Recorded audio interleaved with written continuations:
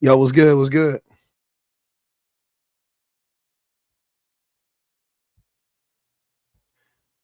What's happening? What's happening?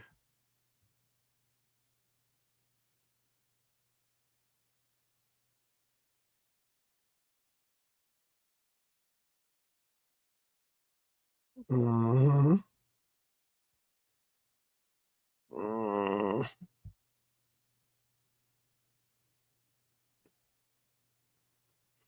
What y'all got going on, man? Happy Saturday to everybody. Happy Saturday to everybody. Hope y'all having it. Hope y'all having a great day. Had me a busy morning, a little light afternoon, but we in this thing, man. We in this thing. What y'all got going on today? Smell it. Yeah.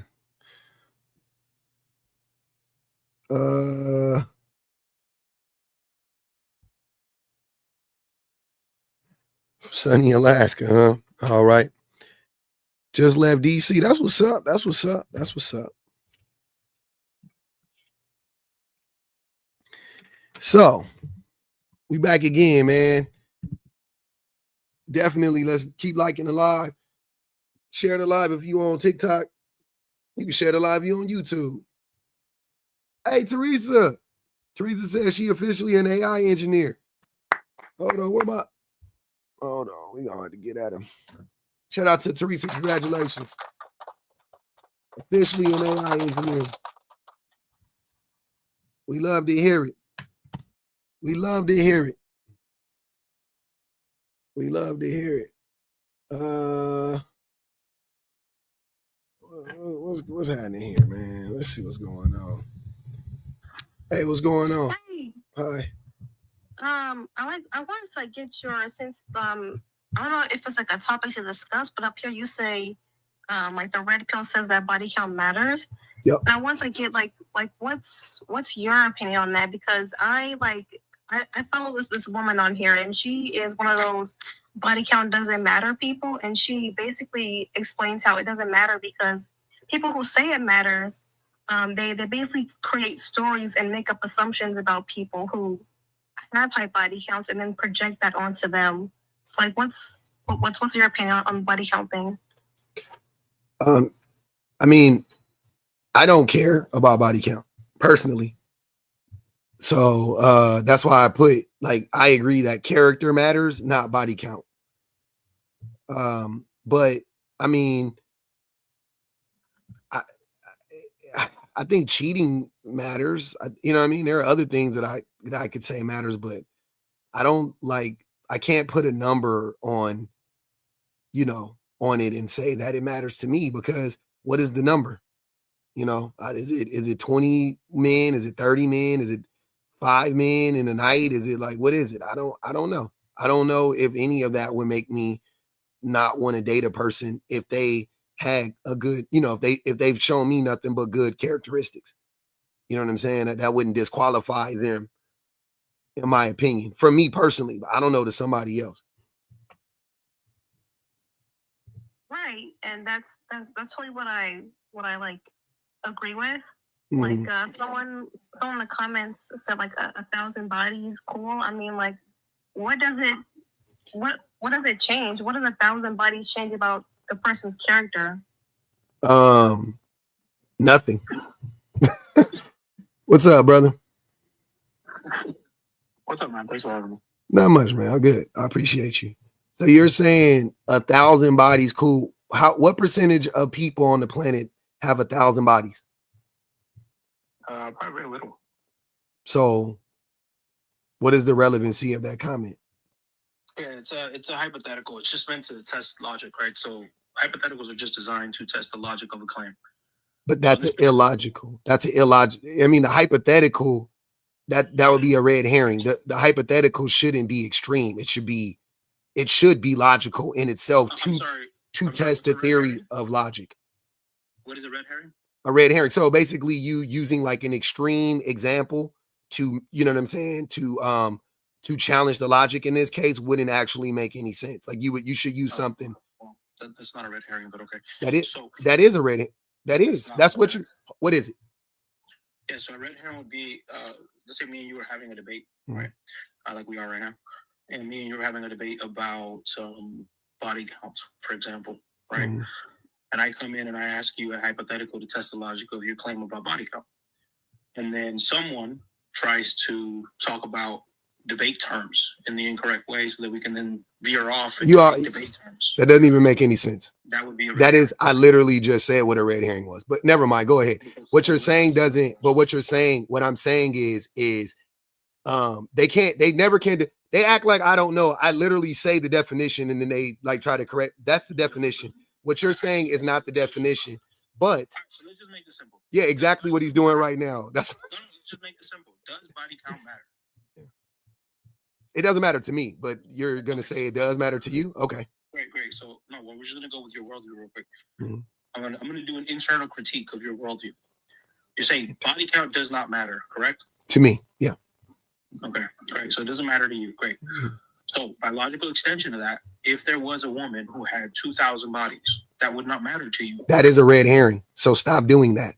Why is that? That is not a red herring. How many people have slept with 2,000 people? See what I'm saying? Make it more. You have to make. That is literally a red herring. Exactly. Jen said it's a red herring fallacy. That is literally what it is. Make it more realistic for you. I'll make it more realistic for you. Yeah. I'll even fit within the confines of this thing that you're saying. Mm-hmm. You're saying body count does not matter to you. Great. If there was an individual who filmed herself, right, having sex with 100 men in the same night, would it matter to you? Red herring fallacy. Again, how many people have done that? Well, it has happened. I didn't say, I said, obviously, I didn't say it's never happened. I said, how many people has that happened to? What does the percentage of people have to do with what I'm asking you? Because it shouldn't be. You shouldn't take the most extreme example and say, okay, so if it happened like this, then therefore it disproves that body count matters to you. Because that's dumb. It should be logical. So I'm gonna help you out. Hold on. I'm gonna help you out. It's not you're just not asking the question right. If you were to be realistic and you were to say, okay, because here's the reason why your logic would get exposed quickly. Because what constitutes a high body count? It's all subjective, right? But what constitutes a high body count for a woman? Bro. No, answer the question. Answer the question. Don't pivot. I don't want to hear nothing else. Yes, answer that question directly. What constitutes a high body count to you for a woman? To me, anything other than 10, anything above 10 is high. Okay, so if you met a 40-year-old woman and she slept with more than 10 men, that's a high body count. Yes. Okay, so why is 10 the magical number? What do you? I know, I'm saying, but why is that the number though? Because it's the one I chose subjectively. But why though? Logically, why did you choose that? What logic do you have behind that number? Because wouldn't it make more sense? So 10 went, so a woman that was 18, or a girl, she's still a girl to me, but 20-year-old girl slept with 10 men, right? Versus a 40-year-old woman that slept with 10 men. You're saying they're the same? Ask your question again. A 20-year-old girl who slept with 10 men is the same as a 40-year-old woman who slept with 10 men. You're judging them exactly the same. No, I wouldn't judge them exactly the same. But you just said you would. No, I would. I never said that would judge them exactly. You literally just said that. I just asked you the question. What? I just asked you the question, and you just said, yeah, you just said it would be the same. I said, so a 40-year-old woman, sir. Okay. I literally just said, I just asked you. When you said, shh, be quiet, be quiet. When I asked you, when you said, be quiet, it doesn't work. All that weird shit you tried to, it doesn't work on me. I'm all this weird shit you're trying to do. Okay. And then told me I said all right, twice. hold on. I asked you, when you said the body count was 10, I said, so if you met a 40-year-old woman and she had slept with 10 men, you're going to feel the same about her? And you said, yes. So that was you saying that. Then I said, okay, so if you met it, so you're going to judge a 20-year-old woman or girl who slept with 10 men the same way you judge a 40-year-old woman who slept with 10 men.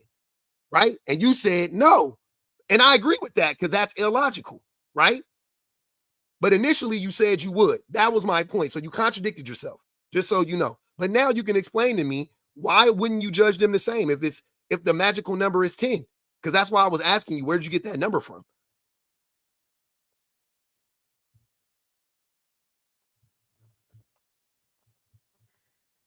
Do me a small favor. Can you point out my contradiction one more time? I just did it. Yeah, I didn't hear it. Can you Okay, I'm not gonna do it again. You don't want to point out my contradiction? I did it. I don't know where you were. I don't know why you didn't hear it, but I literally just did it. You were cutting out a little bit. Oh, okay. The contradiction was when I asked you, when you said that the number was 10, and I said, okay, so if you met a 40-year-old woman and she slept with 10 men, are you going to essentially, are you going to still be like, oh, that's a high body count? You said yes. Then I asked you, okay, so you're comparing. So if you met a 20-year-old girl and she slept with 10 men, you're judging her the same as you would if you met a 40-year-old woman that slept with 10 men. And then you said no. That's the contradiction. Okay, so that's not a contradiction. I can respond to this now. So when you ask me if there's you don't want to hear my explanation? I do. You're just lying. That is literally a contradiction. I'm just actually trying to engage with what you're saying. So when you bring up this 40-year-old and you tell me if the 40-year-old has a 10 body count, is that high body count? I say yes. Great. From my subjective experience or perspective, it's a high body count. But then you ask me about this 20-year-old, is about high body count, right? Do I think that's a high body count? Sure. 10 to me, high body count. However, when you take that and then you move into the realm of you're judging them the same way, you're not actually asking me why or how I would judge them, right? So no, I wouldn't judge them the exact same way. And here's why. So when you have a woman you can keep laughing, bro, but you actually should just listen to what I'm saying. Oh my God. You haven't said anything yet. This a word salad. Nothing you said refuted anything that I said. You still contradicted yourself. You can't. You already contradicted yourself. You keep cutting me off to get to the point. What point? Go ahead. What point? You would shut the fuck up. What point do you want to make? Right. So when you get to the 40-year-old, right? That would mean that she has 20 extra years on this 20-year-old in terms of experience, right? So if the 20-year-old racked up 10 bodies in a matter of 20 years, as opposed to the 40-year-old who racked up 10 bodies in a matter of 40 years, I would not judge them the same. And the reason for that, and the reason for that, right, is because when we look at body count, we're not just looking at a number, right? We're not just looking at saying, ew, it's 40 or it's 10, ew, that's not what we're doing. Okay. At least that's not what I'm doing, right? Okay. What I'm looking at is something that you brought up earlier, which is character, right? You said character matters. I would agree with you that character matters. But in order to look at that, we would have to look at certain actions that individual was taking that would then allow us to discern what kind of character this individual has. In this particular case, we're talking about their sexual relationships. Okay. If I see a 20-year-old who's having 10 bodies at age 20, right? It tells me certain things about that person's character. Like what? It doesn't tell me about the 40-year-old. Like what? Well, yeah, we can get there. That's fine. But I just want to make sure that based off of everything that I just told you. So 10 bodies for 40. So now you're saying that 10 bodies for a 40-year-old isn't high. I didn't say it's not high. You're not listening to what I'm saying. That is literally what you're saying. No, that's not what I'm saying. Okay, so if it's high, listen, again, this is how logic works. So if it's high for the 20-year-old, hold on. How can it be high for the 20-year-old and also high for the 40-year-old? Yeah, that's what I'm trying to find out. Yeah, so we're equivocating here. We're having this thing where we're talking about two different things at the same time. Sir. Here, I can demonstrate this. On one end, you're asking me about my subjective point of view on what the number is, right? I'm telling you 10. So that just means for me as a standard, I would not go higher than anything than 10, right? That is completely separate from what I'm telling you as to how I would judge their character based on their actions, right? Now, if you want to keep bringing it back to my subjective number, we can keep doing that. But that would actually have nothing to do with how I'm discerning. You're not saying, I'm sorry. I got to stop you. So, just so we're clear, right? To cut through all your bullshit, you initially said that 10 was the magical number. And then I poked a hole in your logic when I asked you, So a 40, I did, and it's been proven. You could read the comment. You don't know what you're talking. You're just talking in circles. So hold on. I'm not done. I'm not done. Wait.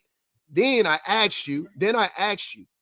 So you're judging a 40-year-old the same way you're judging a 20-year-old. And when I put it in that way, you said no. But instead of you taking the time and going, okay, well, I didn't mean it. I should have said it differently, right? Because you were trying. When you said 10, it was just an arbitrary number. That was my point, right? Like, I knew you just pulled that number out of your ass. You don't have any logic. You don't have any reason why 10 is the magical number. You just pulled the number out of your ass. That was my point in asking you that question. And you're literally proving it right now. But essentially, the argument that you want to make is that body count can be connected to the character of the person. Is that correct? Yeah. Okay, cool. And my next question would be, how can you connect body count to the character of the person? What does that tell you? Depending on if the body count is high or low in your estimation, right? Based on the way that you feel about body count. 10, 15 doesn't matter. Yeah, so you brought up 2 points. I just want to go one at a time so that way I don't have to jump into it. Can you, because I actually do want to know, when you're telling me that you poked a hole in my logic, sir, we're so far beyond that. Like, I'm not your girlfriend. I'm gaslight proof. I'm not trying. You're not engaging in the conversation genuinely, right? Bro, I just said you made I know. points. I've already poked the hole in it and showed you 3 times, and you want to keep arguing it. It's okay. You were wrong. It's okay. You didn't make sense. I moved on beyond that, and then I gave you hold on. How are you talking and listening at the same time? Are you okay? Have you took your meds today? Calm down. I'm calm. Calm down. You're gonna kick me like a bitch? Okay. Taisha said, I want him gone. Okay. You're gonna listen to Taisha? Bro, I'm just trying to. I mean, they already. I don't need your explanation. All you're doing is. I don't need your questions. I need for you to answer mine. I don't need your questions nor your explanations about the thing that I already. I need to clarify what you're asking, bro. Again, you don't listen very well. You talk more than you listen. You're not even letting me. This is not, and you're telling me I'm arguing in bad faith. Because I asked you it. I answered. I gave you the question, and I was very articulate in my description of what I wanted. Yes, you were articulate, but that would not just entail that I would understand your question based on the way you asked it, sir. Okay. What don't you understand about my question? Right. Okay. So there's what I'm saying. There's a couple points that you made. I just want to clarify them, sir. You keep spurting out. The first point, when you say you poked a hole in my logic, that's done. I can even agree. I can even sit there and say, okay, I'm open to the concept that you poked a hole in my logic. That's fine, right? My only question about that would be, when you say logic, can you at least point to which law of logic I misused in that particular case? Anyways, can you answer my second question? Okay. It's so boring having these like, hold on. Having these, I'm sorry. I talk to pseudo intellectuals all day, right? You are a case study for pseudo intellectualism. You're not like, if you want to have a conversation, all you have to do is answer the questions, and I'll answer your questions when they actually make sense. If they don't, I won't answer them. I'll be honest with you. But the way that we're having this conversation right now, it's not moving anywhere. You answer mine, okay? No, I'm not answering that question because it is dumb and derails the conversation. I've already told you how it was illogical. I already did it. It was illogical, but you don't know the laws of logic. How do you know it's illogical if you don't know what the laws of logic are, sir? They calling you a Phil, bro. You're gonna run? Can you tell me what the laws of logic are? Sir, what is the point? The point is, how can you tell me something is illogical if you don't understand what the laws of logic are, sir? That is the point. Can you tell me that? What is the first law of logic? What is the second law? What's the third one? How many are there? But you can tell me something is illogical?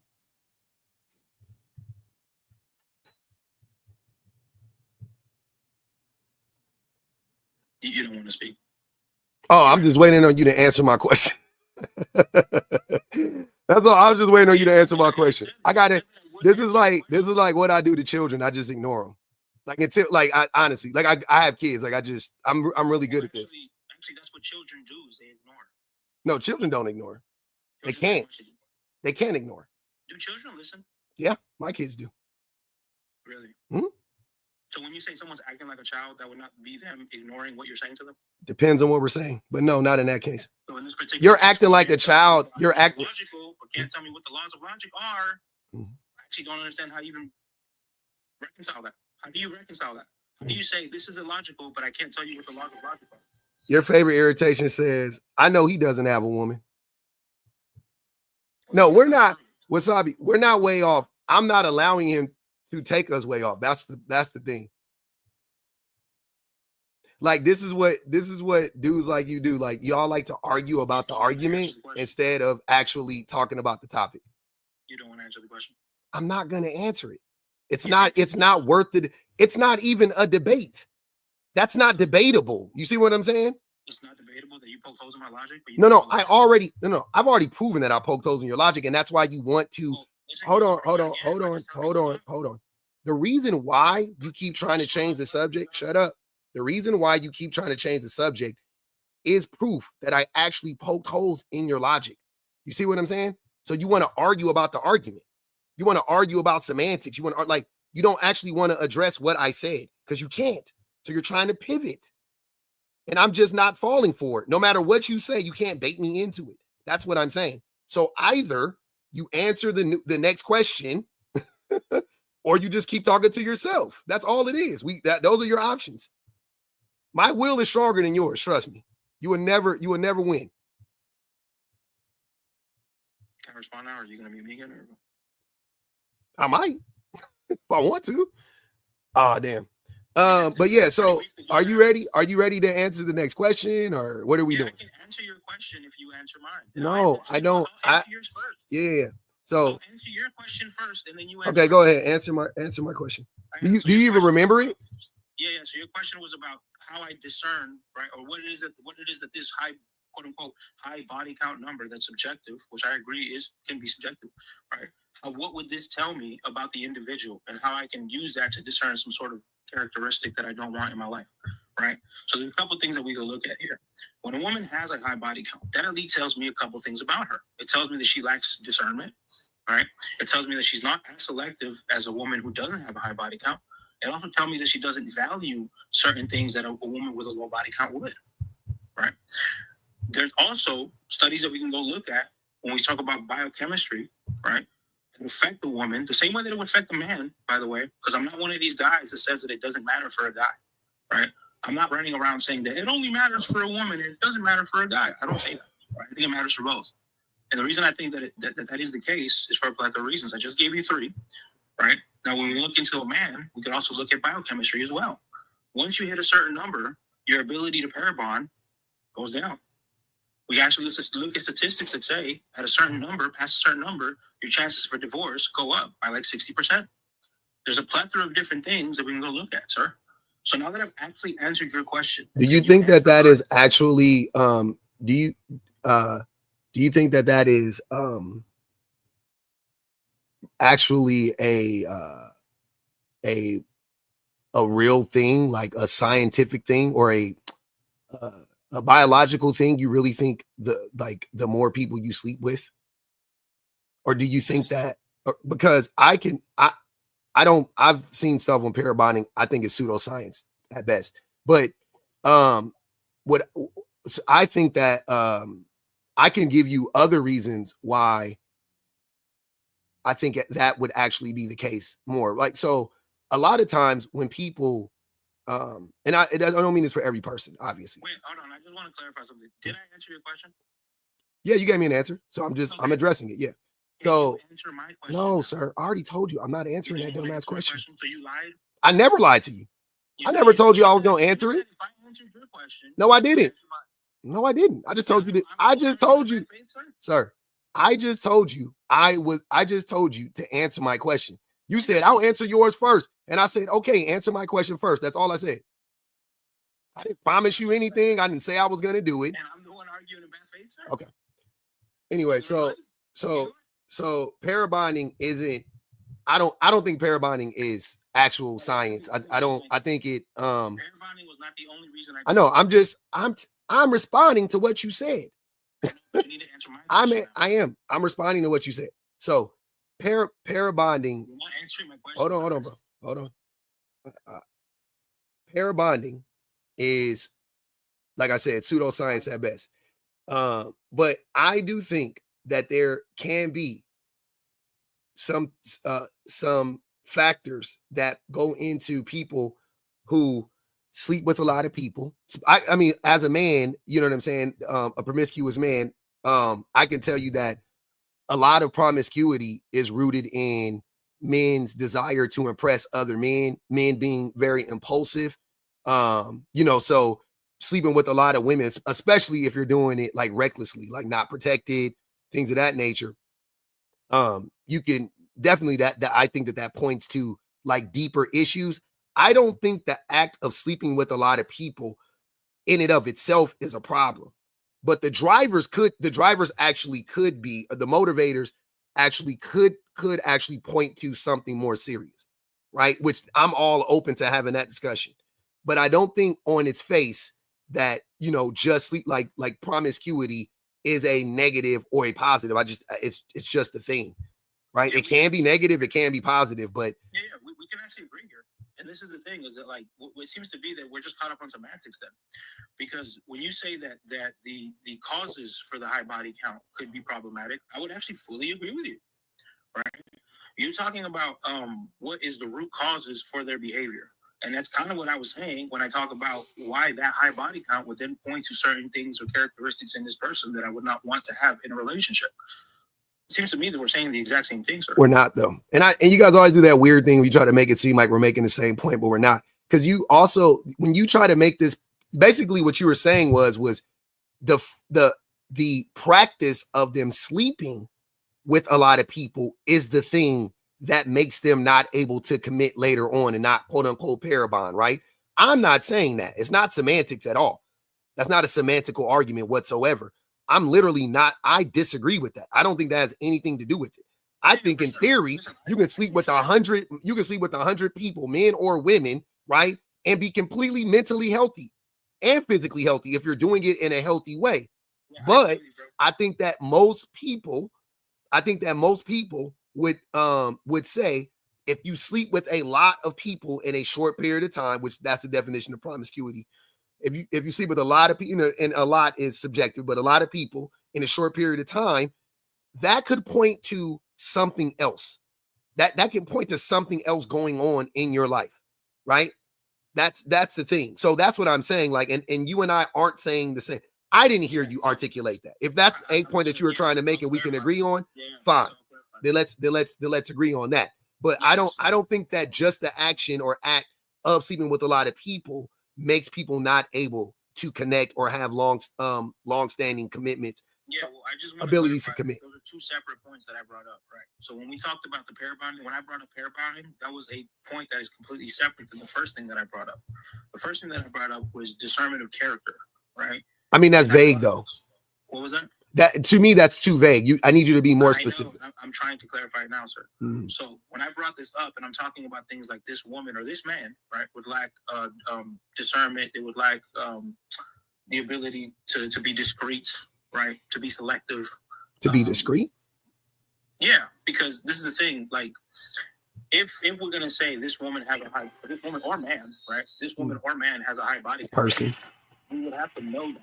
And if we know that, then it will not have discretion. Right? So if wait. No. Wait. What if the only reason you know they have a high body count is because they discussed it with you?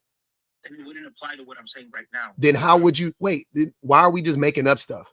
Because you wouldn't know any other way. I'm not making up stuff. You wouldn't know any other way, sir. That's what I'm trying to tell you. You wouldn't know. And sir, listen. You wouldn't know if they had a high body count unless they told you. Anything else would hold on. Not true, sir. Look, I'll give you two ways you can know. One would be if they were recording themselves and you saw them, record. Okay, fine. That's one way. That's extreme.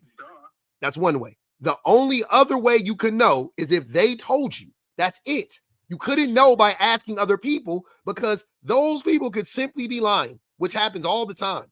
Could they also be telling the truth? They could, but you wouldn't know. That's my point. You wouldn't know. The only way you would know is if they told you. No, absolutely not. The only way you would know is if they told you. You wouldn't know. You're just filibustering, bro. That is projection. That is what you do. That's not what I do. How can I filibuster? You keep muting me. You did already, but you attempted to too. But anyways, hold on, bro. Shut the fuck up. God damn. Go ahead for another 4 minutes. Yeah, I will. Like, I don't know why y'all act like that's a bad thing. This is my fucking live, and I make sense. You don't. So I go on for 4 minutes. I could talk for 40 minutes straight and make sense. You can't talk for 30 seconds and make sense. You can't talk for a minute and make sense. I can talk for an hour and make sense.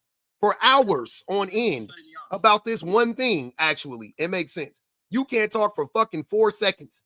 So shut the fuck up. What I'm saying is the only way that you would know if that person had a high body count was if they told you. You wouldn't know any other goddamn way, especially when we talk about women. You would not know if that woman slept with a lot of men because men lie all the fucking time on their dicks.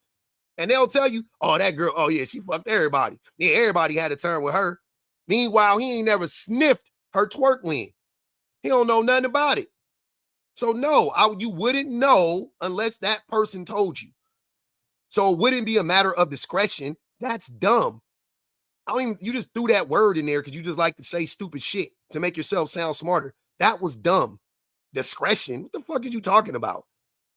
If you guys are dating and you are having a conversation about body count and she says, oh yeah, I've slept with X amount of people, she's just being honest. That's not her not being discreet. She's just being open and honest. I feel like, isn't that what we asked for? Isn't that what people want? Don't we want honesty? Me being discreet. The fuck, like that's dumb. That doesn't even mean anything. Your favorite irritation said, I've had the urge to call someone a dweeb more than I do now. I've never had the urge to call someone a dweeb more than I do now. Until he said, Pub is learning every day the steps to 4B. Oh man. All right. Yeah, you were more than welcome to go ahead now. All right, so now I'm going to teach you how to actually demonstrate a contradiction real quick. The first thing you say is, the only way you would know is if she told you. The next thing out of your mouth is, if she filmed it, you would know. If other people told you, they could be lying, but they could be telling the truth. So if they could be telling the truth, and she could film herself, and she could just be open about it, that would contradict your first point, which is, the only way you would know is if she told you. That's how you demonstrate a contradiction, you fuck. You said two different things out of your fucking mouth. Now, can we actually get back to the discussion we're having about how it would then tell us other things about her character or his character? Hey, what country are you from? What country are you from? Are you Canadian? I'm from Singapore. No, you're not. Are you Canadian? No, I'm from Singapore. No. You're Canadian? Or you might be via an island, right? You're from some island. I just told you where I'm from. You're some island you're from an island originally, and then you moved to Canada, I'm guessing? Like Virgin Islands, Trinidad, something like. I don't want to put no smut on Trinidad or Virgin Islands. I just told you where I'm from. But yeah, you're lying though. But it's just curious. Venice put 5. She said, "You're a dummy, bitch." Oh no, not a dummy. Yeah, so I'm sorry, you just sound real Canadian. I know, my bad. It just he Canadian dry. Nah, you're not white. This is a black man. He just a different type of black man. I'm black and Canadian. That's crazy. You could be both, you idiot. No, I know. But you're saying that I'm black and you're saying I'm Canadian. Because you can be both. I know you can be. I'm not saying you can't be both. But what was the point of repeating it? Because both are incorrect, you dummy. Are both incorrect? Yes, sir. Nah, one of them is correct. Hold on, wait. You're not even black? Bro, I answered your question. You asked me where I was from. I told you where I was from. And then you told me I'm black and Canadian. So where did you learn to speak English? Where I'm from. Like, what the fuck is going on right now, bro? You learn how to speak. You learn how to speak like this in Singapore. This is where you learn how to speak. You learn how to speak English in Singapore like this. I'm saying. I know you can learn to speak English in Singapore, but this is how you learn to speak. Is that not possible, sir? Yeah, it is possible. But okay. Just like you could be black and Canadian, right? And probable.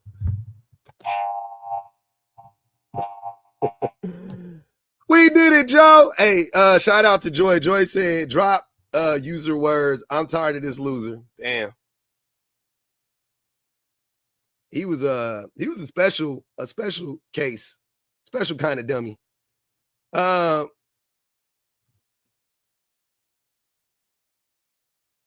didn't teach you how to debate in Singapore either.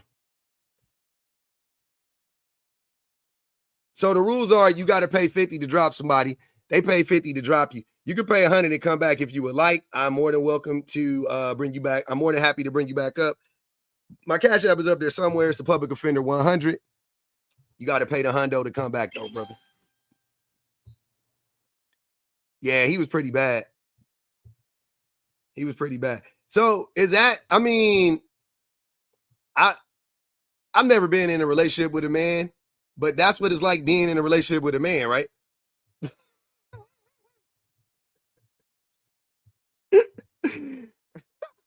Like, I ain't gonna even hold you, but that's what it's like, right? That was like a prime example of like what that shit feel. Okay. Bet. Bet. Okay. Because Jesus Christ. I don't know why. I don't know how. Man, what do y'all want me to do? How do you want me to root for you? Like, as a collective, right? How can I root for men when women are like saying like that's how most men act? Like, I could never be in a relationship with a person like that. like ever. It would never could never happen. Couldn't do it. It's crazy. Man or woman, just couldn't do it. Well, actually, what are the 40 laws of power? Do you know law number 13? See, you don't know it. Talking like a fucking anime villain. Boy, if you don't get the well, actually, lard ass. He sound like he say lard ass a lot as like a well, actually,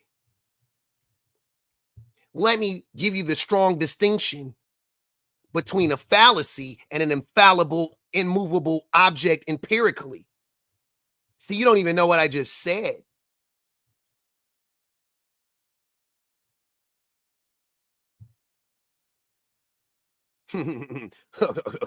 What happens when an immovable object meets an empirical data study? You didn't even get the joke, did you?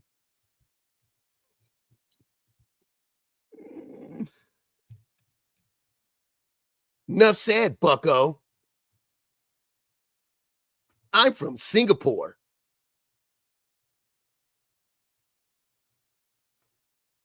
I went to the Academy for Superheroes.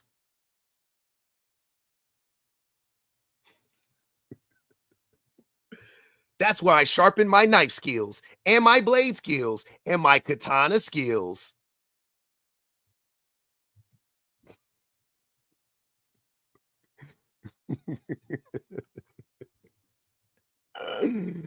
Oh my God, man. I know he not. I know he. I knew my my Trini fuck was gonna come from me. I was just saying he came from an island and he moved to Canada. That's it. That's all I was saying.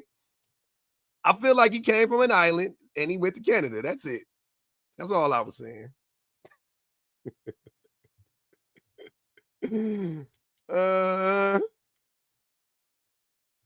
That's it.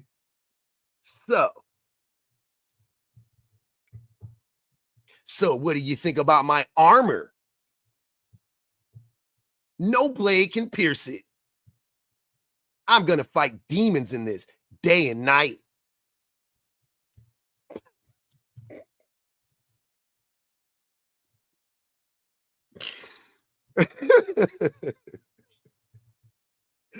Just weird for no fucking reason.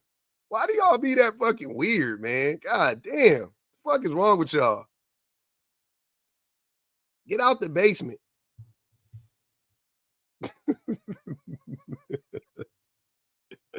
Y'all would think I watched a lot of anime. I have not. I just so we're clear. But I feel like if you watched like one anime series, you've seen them all. I'm not gonna even hold you. I've watched a good amount of one season of an anime series, and then I watched like snippets of other anime, and I was like, oh, so it's the same shit. Oh, okay. It's funny, some of it. I like some of it.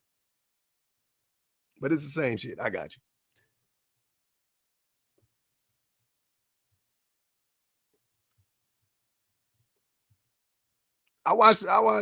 My son be watching Baki, and I watched My Hero Academia. I think I watched like the first season or two. I tried to get through it. I really said that y'all can't tell me shit. I'm fucking 20 years removed from anime, but I sat my old ass down because a lot of the Gen Zers and the younger millennials was like, anime is where it's at. And I was like, let me see. I like cartoons. I sat down and watched it. I was like, I don't know. Sailor Moon is borderline anime. Watch Attack on Titan. I've seen that one before. Is Voltron anime? If Voltron is animated, so is goddamn Transformers.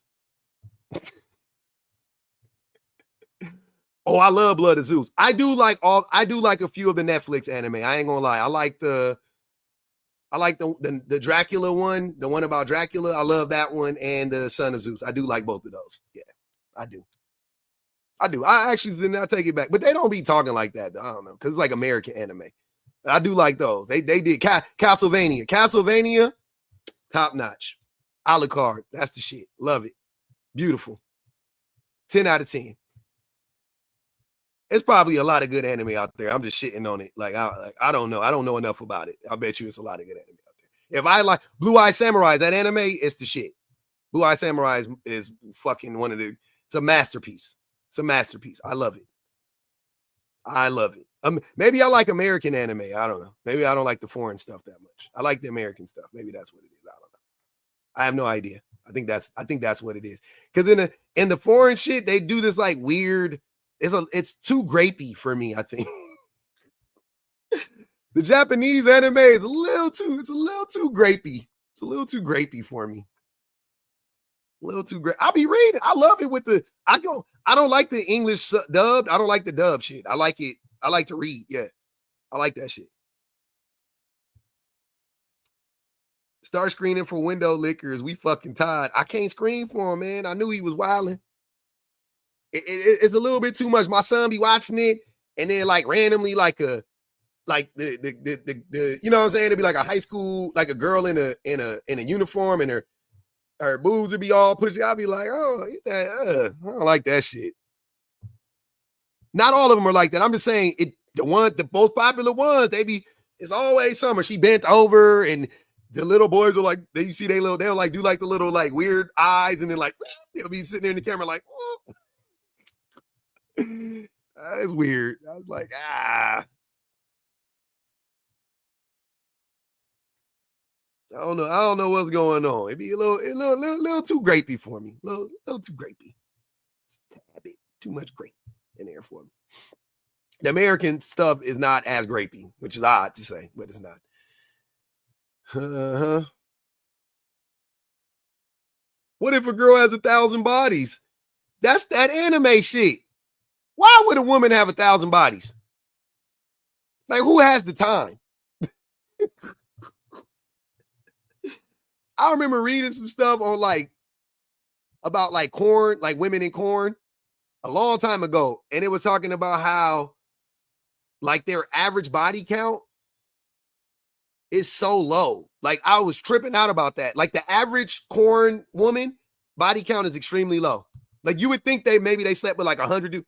No, nothing like that. Not even close. Like 20 dudes, 15, 20 dudes. Crazy. And I was like, how is that? And they were saying it's because in corn, the men are like all the same. It's like the same men in corn, and they just hunch on the same men, like over, they just rotate between the same like 5 or 6 or 7 or 15, whatever, 10 men or whatever. But the women, there's new women like coming in all the time. So the men body count be like hundreds, and the women's body counts be like dozens at best. You know what I'm saying? Like, I was like, oh, okay. Oh, all right. I see.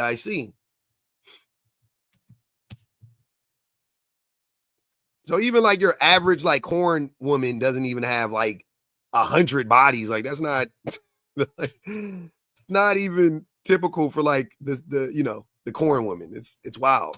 But y'all up here talking about a foul. What if she slept with 1,000 men? Why? How would that even happen? I would definitely be concerned by that, because I would be like, where did the first question I would ask is, don't you have a job? Like, are you not clocking in every day? What do you do for a living? Like, that's because that's not what you do for a living, right? No, that's not what I do for a living. Okay, you got kids, right? Yeah, I got kids. So you got kids and you got a full-time job. How did you have the time to do that? Like, that'd be my first question would literally be about her priorities. Like, what the fuck? So you must be ignoring your kids, right? Because you've been too busy getting dick down. Like, I can't be with nobody that ignores their kids. You know what I'm saying? Like y'all be focused on the wrong shit. I'll be worried about like, so you be neglecting your kids? You don't really work, huh? You just be showing up when you want to. You be late all the time, huh? Oh, okay. I can't fuck with that. I'm out. Hell no. I'm worried about I'm concerned about the things that we need to be concerned about. You worried about how many men? She's like, I couldn't care less. That shit don't even mean nothing to me. Yeah. So when did you find the time? So this was all in the evening. Who was with your kids? You was leaving your baby with a babysitter every night? Nah. Done. Beat it. Scram.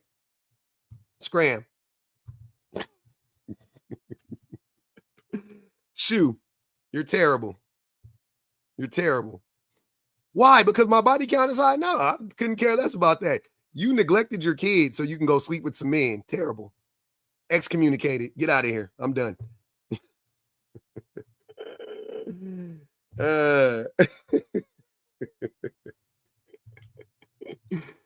Absolute. Put my shirt. Absolutely not. It's hot as hell in here.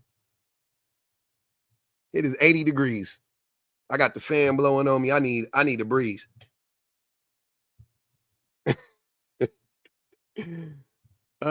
What is we doing? Is we finished? Is we done? What'd you say, brother? Mr. Cleanup Man said, what's pink pill?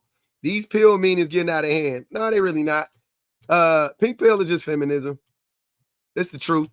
I mean, pink pill is an antidote to red pill, which is just feminism. Red pill is just misogyny. Red pill is rooted in the idea of violence against women and the control of women, and pink pill is feminism, which is rooted in the equity of men, women, and children. That's all it is. We're gonna simplify it for the people in back. How about that? Slow it down for y'all. 3 said, public, what do you think about how some men cry and say they need intimacy, quote unquote, instead of using the real word smex? Seems manipulative. Oh, I mean, you just said it. I got a video queued up with a man talking about that. Matter of fact, I'll play it for y'all. I will play it for y'all because he sure did. He sure is out here.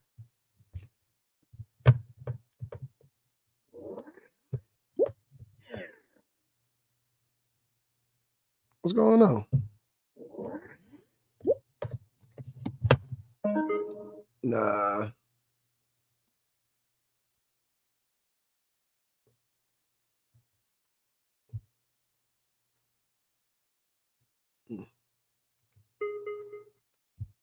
Let's listen.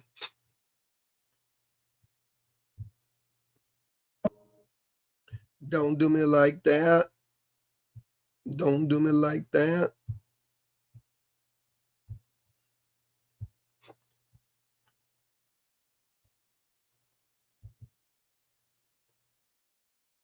You 13 years in, and what would you say the benefit of marriage has been? My personal growth, my character growth. Bro, I am the man I am today because of how I've been afflicted, the pain I've had to endure in marriage, the struggles I had in my marriage. I don't want nobody to hear what I'm about to say and be like, I ain't never getting married. Like, don't do that. It is one of the best decisions ever made, and I married the right person. This nigga talking about the pain that he suffered during marriage. Nigga, you was the pain. You was the pain point. You caused the affliction. Like what?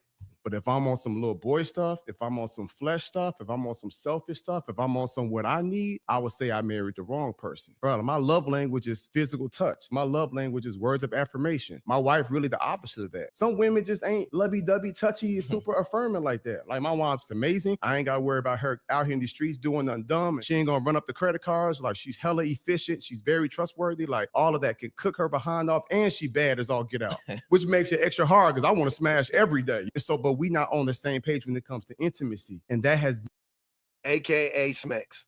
Been a big pain point for me because before I got married, bro, I was running 2 nightclubs, one in the hood and then one upscale. We popping bottles every night. And so you go from that selling weed by the pound, like you go from that lifestyle. I had so much money, bro. I was renting different luxury cars every week because I wanted something new. So you go from that lifestyle, sleeping with whoever, to now settling down, become a man of God. You get married. It's one woman. I tell people all the time that I am who I am today because of how I've been formed. So basically, he never unpacked any of the root causes as to why he was addicted or why he was in that lifestyle, living that lifestyle, right? He never unpacked any of the root cause of why he was in that.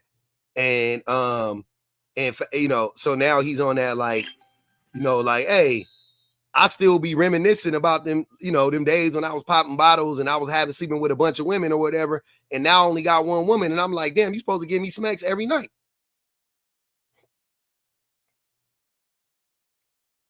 Ain't that some shit? So yeah, a lot of men be hiding behind that idea. They mask it in that like, oh, intimacy. You don't even know what intimacy is because you think intimacy is smacks. You think intimacy is smacks. You don't think intimacy is talking and spending time and sitting across from each other for 30 minutes and just staring in each other's eyes and shit, not blinking and shit. There's tons of intimate things you can do with your partner, but all you want is smacks. So just say that. Talking about my love language is physical touch. Shut the boy. I can't stand y'all that shit. My love language is physical touch. Everybody's love language is physical touch. You idiot. Everybody needs to be touched.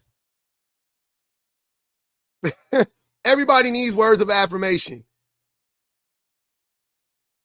Jesus fucking Christ. My love language is physical touch. Shut up. And words of affirmation. Key. Definitely come bring you can bring yourself up to the live. We mute people, you know, if they don't come up when requested. His love language is lying. That's what it is. But let's get to it. So we never even addressed anything. We got stuck on body count because the weirdos love talking about body count. Okay, so we have the red pill talking point versus the pink pill talking point, right? Feminism. Feminism says male expression is healthy. Red pill says men can't be vulnerable. Feminism says character matters. Red pill says body count matters.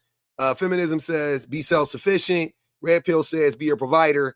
Feminism says cooperation, that people should cooperate so that we can have equity. And red pill teaches women that they should be submissive and that men should compete and be competitive as opposed to cooperating. These are the anecdotes, right? So you see the diseases over here. The red pill is a disease, and then on the left, the feminism has the answer to it, right? Masculinity is the disease. Femininity is the answer. It has the answer to the disease. I just want you to know. Masculinity is the disease. Red pill, misogyny, all that stuff. This is a disease. This is a problem. This is the cure. This is the cure. This is what you need in your life. This is what you need in your life. You need to be able to express yourself in a healthy way. You need to develop your character. You need to be self-sufficient. You need to cooperate. You need to, you need to have relationships that are full of equity, right? You don't need to be a provider in most cases.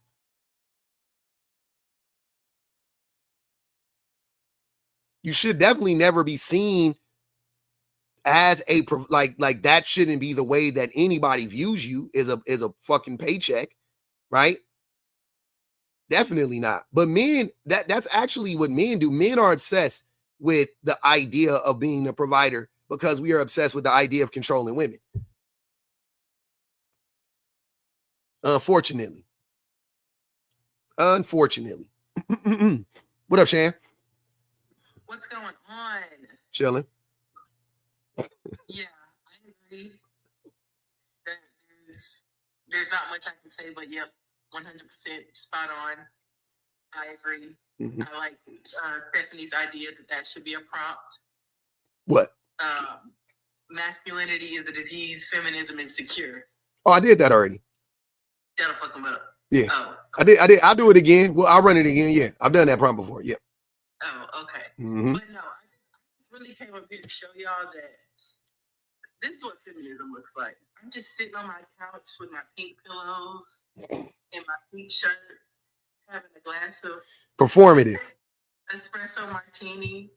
Performative. Pink jewelry.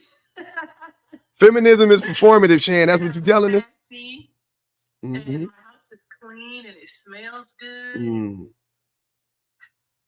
You know, that's what feminism can do for you. There you go. It settles you. It settles you. I love it. And I ain't no lie, but no, some real shit. That's really what it does, though. It calms you.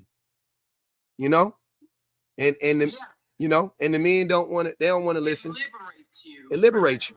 It liberates you. Yep. It's liberating. It's freeing.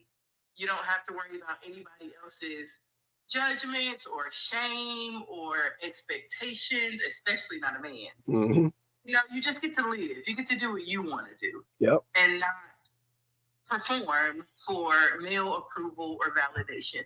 Or honestly, for women's approval or validation. You lose all of that.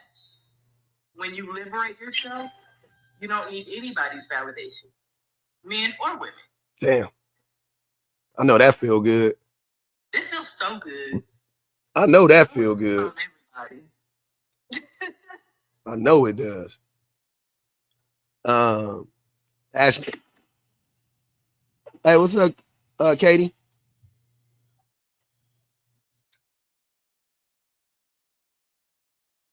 Not everyone needs to be touched. But yeah, that's what I want. Like, ultimately, that is what I want men to like pay attention to, because the amount of like men that are, like told this lie about femininity and feminism and masculinity and all of this stuff it's crazy. But they don't want to like address it at all. They don't want to do anything about it. They would rather just believe it, buy into it, because they feel like it's going to give them it gives them power.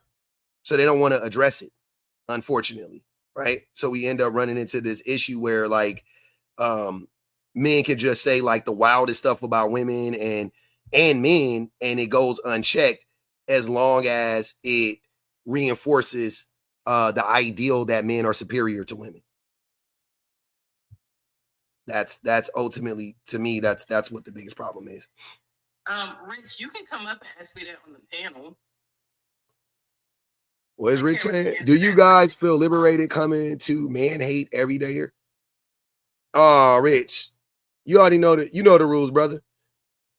Because I didn't, when I spoke, I didn't even say anything about hating men or like everything, and that's just very telling. Because everything that I talked about when I was talking about feeling liberated was about loving myself and loving my life and being happy. And it's crazy that every single time y'all hear that as a hatred for y'all. So what does that tell you? When you feel like a woman loving herself and loving her life and loving the place she is in life is equivalent or synonymous with hating men, what does that say? That the idea of of masculinity is rooted in the hatred of women. That's what it sounded like to me. Because if you take me loving myself as hating you, I can't help you with that. Ain't got nothing for you. I was referring to the comments. There was a lot of comments about being liberated because I don't have to. Hey, Rich, hold on. Rich. I'm sorry. Can you talk louder or get closer to the mic? I can barely hear you.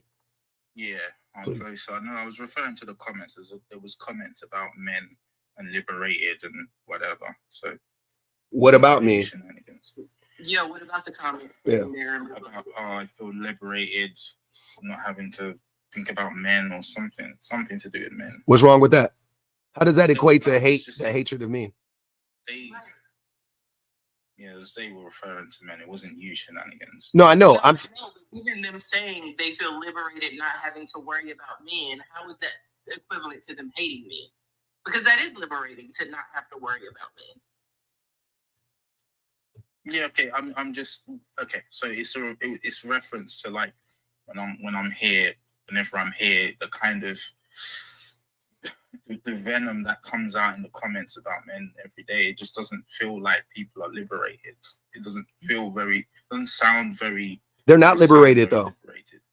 They're not liberated though. Like women aren't liberated, but it is liberating to not care about what men think. Right. They're not liberated, but I'm not by any means actually free in this society. As a Black woman, especially, I'm not free by any means. But I can feel liberated within the confines of my four walls, which is what I was talking about. Or in your mind. Or in my mind, right. And that's one of the things, though, that it's difficult with women when we get in relationships sometimes, is that it's hard enough to feel liberated in this world. And then you get in a relationship with men, and now even your mind and your home isn't a place where you can be liberated. So you have no safe place. Okay. Why do you think? Do you think? What if women did hate men? What's the problem with that? I mean, that's your prerogative, but if that's the case, then that doesn't sound. You don't sound very liberated then when you. Okay, I mean, liberation aside. If women hate him, if the women in the comments do hate men, what's the problem? It sounds like a them problem. It's more to do. It's more a them problem than a me problem. Why would that be a them problem? Because it's just not a healthy way to live. How isn't it healthy to what makes it not healthy? It's just not healthy to live with hate in your heart for anybody. Says who? Who told you that? It's just not. Well, I mean, if you believe it is, then I'm saying fine. I don't. You tell me how it's unhealthy. How does it manifest as, sir? What I'm asking you is, how does it manifest itself in an unhealthy way? That's what I'm trying to find out. Well, look, men are half the population. So if you hate half the population, you are going to be hateful pretty much every day of your life. What is again? How is that unhealthy? I mean, it's obviously not healthy. How is it not healthy?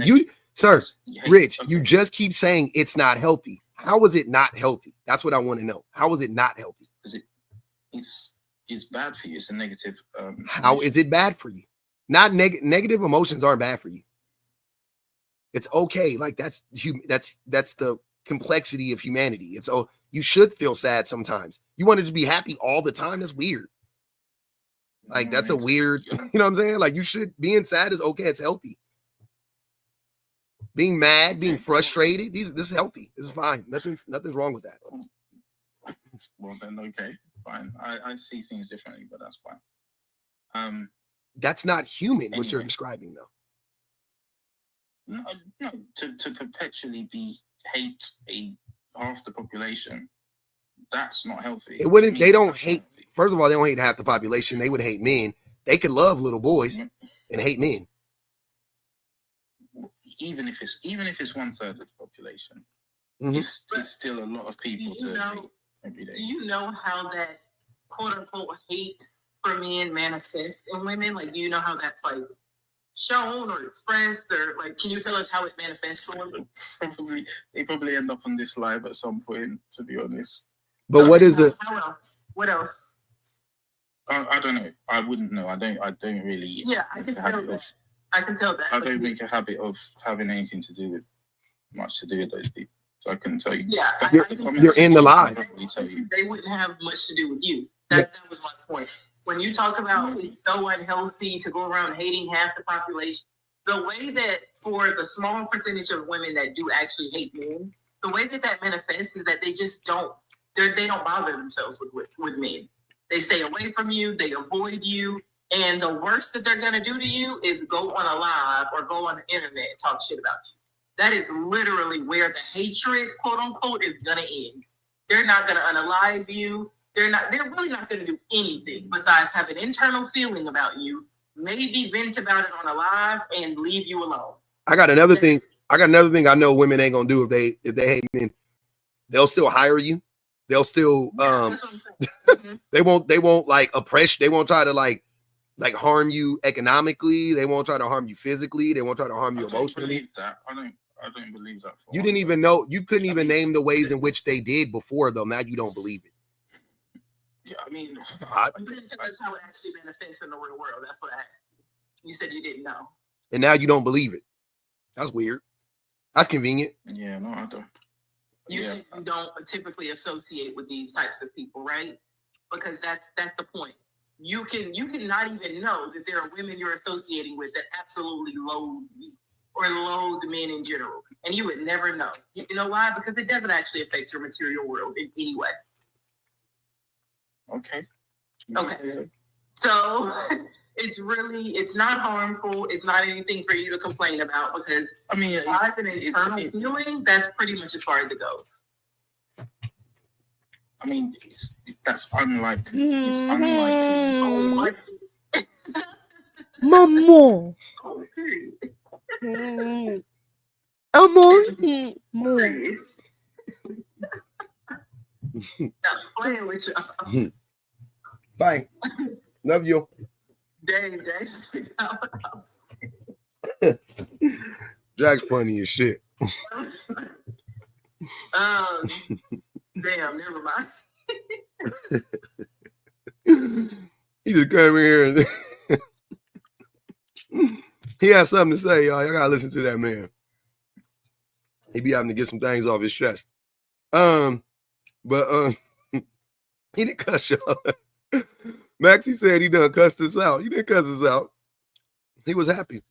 But I think the thing that is, I think what's happening is that you are projecting, because when men hate women, it actually is harmful. And so you're doing that thing where you go, well, it goes both ways, right? Well, no. It will always be harmful. Look, how? I don't understand. Okay, I don't understand how you're saying it doesn't, like, they will still hire people, they'll still behave. Why would you say that, right? What's the difference between a man in that position and a woman in that position, that a man won't hire a woman and the woman will still hire the man that she hates? Because the hatred of women is rooted in the idea that women are inferior to men. The hatred of men from women is rooted in the idea that men are harmful and have harmed them directly and other women, and therefore they don't like them. So men aren't, when they don't, it's not a, when a woman comes in contact with a man and she's a misandrist or whatever, two things. A, she has no system of oppression behind her. She has no protection whatsoever.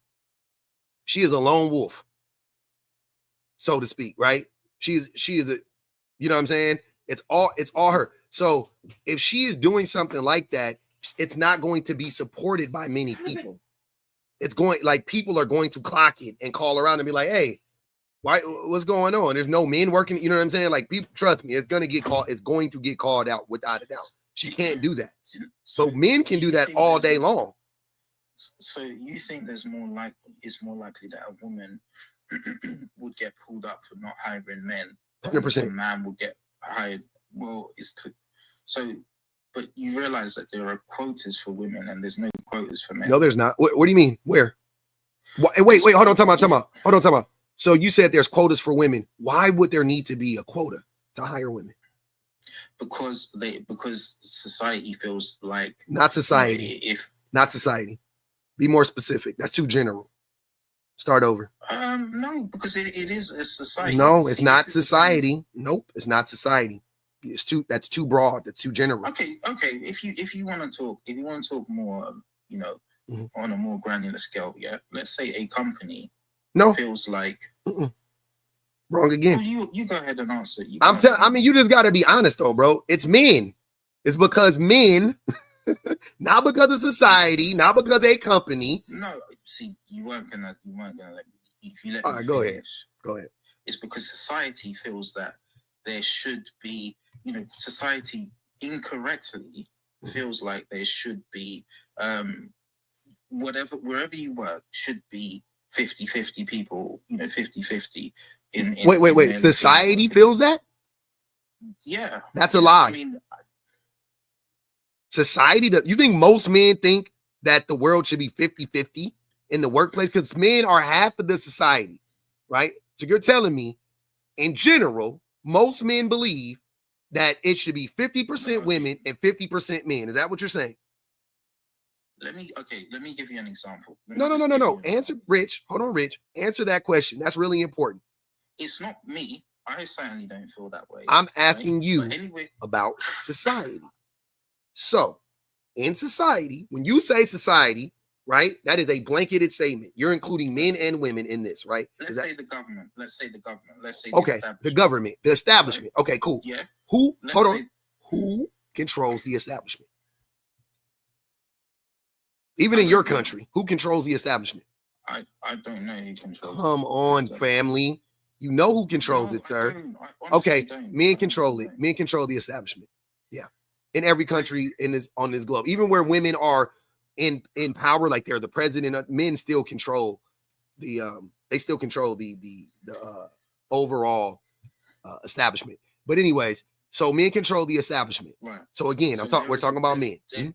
There has incorrectly, right, been a feeling that, I don't know, high-powered jobs, the C-suite, should be represented 50% by women, which is inaccurate and it's unnatural. What industry has a quota, or what industry has a quota? Where let me speak for what I know, right? The organization that I just came out of, right, which was in tech, right? What was it called? Was push it out. It's I'm not gonna. I want to look it up. You already left it. Let me look it up. Let me see if whatever you're about to say is true. Let me look it up. I know that's too personal. But it's the tech industry. You can probably find it in a lot of companies and in STEM and whatever, right? But they wanted 50% of women in places that women don't naturally gravitate to, right? So it's not organic. It's unorganic. Inorganic. Why are you saying places women don't naturally gravitate to? That's none of us really it absolutely is a thing. It absolutely is a thing because men and women are different and we gravitate to different things, right? But we we push and force we there are to be pushed and 50%. conditioned to gravitate towards different things. That's not natural. No, we do. Look, okay. Do you accept that men and women are different? We are different beings. No, I think we're conditioned to be different. It depends on what you're talking about. Yeah, I think but if we're just saying in general, I think we're socialized to be different. Yeah. So we are different. I agree. We are different. I agree. We are different. Biologically, I don't think we're that much different. Well, of course we are. That's why there's two of us. If we were similar, if we were the same, there would only be one gender. There wouldn't be two. We're not the same, but we're more alike than we are different. When we talk about biology, like these things that you say, like careers. We're not born to be in certain careers. We're conditioned. Like women are more conditioned to be nurturing, so we go into more nurturing and caretaking roles. You think it's not more whatever? So like it's conditioning. It's not natural. You think it's conditioning. I don't believe that for 1 second. I think. Okay, hold on. You don't think that? You don't think that? In the industry you work in, Rich, is it dominated? What race dominates the industry that you work in? Ethnicity and race. Which one? So I'd say Asian. Mm-hmm. I'd say Asian. What Asians specifically? Indians? East Asians? Both Indians and East Asians. Well, Indians are East Asians, but Indians mainly, right? Sorry, both people from the Far East and South Asians. South Asians. Okay. So Asians. Okay, cool. So let me ask you a question. Do you think Asians are naturally just better at math and engineering and whatever field you're in? And you know what I'm saying? You think they're just naturally, biologically better at math? I don't know, but I know culturally they culture. And what is culture? Yeah. And what is culture? Culture is nurturing. It's a condition. It's how they Your condition. Okay, cool. So if you can make that connection, then why is it so hard for you to make the connection between men and women? You think men and women are biologically just want to take out, want to have kids and stay at home, and you think men biologically just want to build bridges and shit, right? But you don't, because you're a black man, right? You're a black man, and you work in a field that is dominated by East Asians, and you don't see that many black people in the field you're in. I'm 100% sure of that. You definitely don't see many black men in the field you're in, but you're a black man. So you cannot allow yourself to say, well, yeah, Asians are just smarter than everybody else. That don't sound right. I can. No, I can allow myself. Oh, you do believe that? Okay. It's not what I believe. No, if I believed it, I'd just say it. I know. I'm saying you don't believe it. That's my point. I don't know. I didn't ask you, do you know? I asked you, what do you believe? Yeah, but okay, I don't believe it because I have not seen any evidence of it. I don't. It just. Are black people bad at math? Bad at math. Mm-hmm. Like historically. No, I know some that are really. No. No, right? We discovered math, right? Yeah. Okay. Yeah. And I think, yeah. I'm curious. So black people aren't bad at math, right? I'm saying, like, you can't just say like black. It's just black people are just worse at math, and like that's not. We did King Loaf. The wild. So why do you, if black people aren't bad at math, then why aren't there more black people in math dominated fields, in fields where you need to be good at math? Again, I think culture has a lot to do with that. Okay, I agree. I think oppression has a lot to do with it, which will go play in the culture. So my point is, why can you see that? How is that so easy for you to see? But when we talk about women not being in these same similar spaces and places, now all of a sudden you got blinders on. No, because men and women are different, and East Asians and black people are different, right? Same logic. Not really. What do you mean? What? Look. Okay, look. Black people and Asian people are different more culturally Men and women. Then we're different. Different physically. Black people are. Right. Wait. What's the average height of an East Asian man? We don't look different. We don't. Yeah, we're physically different. We have biological differences for the most part. Right. I think there's more difference between Black people and the East Asians than there are between Black men and Black women. Correct. No. So see that this is the thing. We are different in those ways, right? We are so Black. The ways you just mentioned, the height and whatever, and therefore we gravitate more to sport. So in that way, absolutely. Absolutely. Eugenics.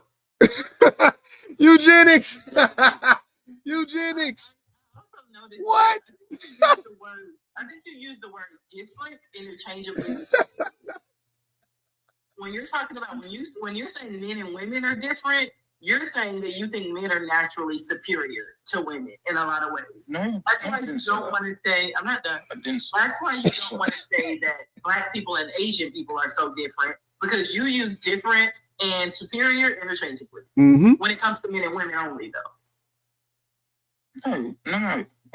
I'm not. I absolutely don't believe men are superior. Yes, you do. You believe that men are more naturally suited for C-suite executive positions. That's how we got here, because that's what you were arguing from the get-go. That men are more suited for C-suite executive, quote-unquote, leadership positions, and we are trying to push women into it so we can be more equal. But that's not naturally what women gravitate. Absolutely. Okay, so like I said, you were using different and superior interchangeably. You know that. I didn't say superior. Stop talking while I'm speaking. All right, go ahead. Go ahead, Shannon. Thank you. Don't be disrespectful.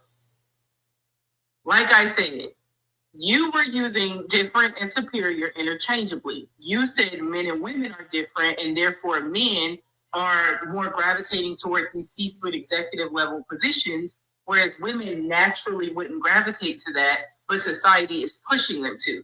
Meaning you think that men are more deserving or more naturally inclined to be in leadership positions than women are.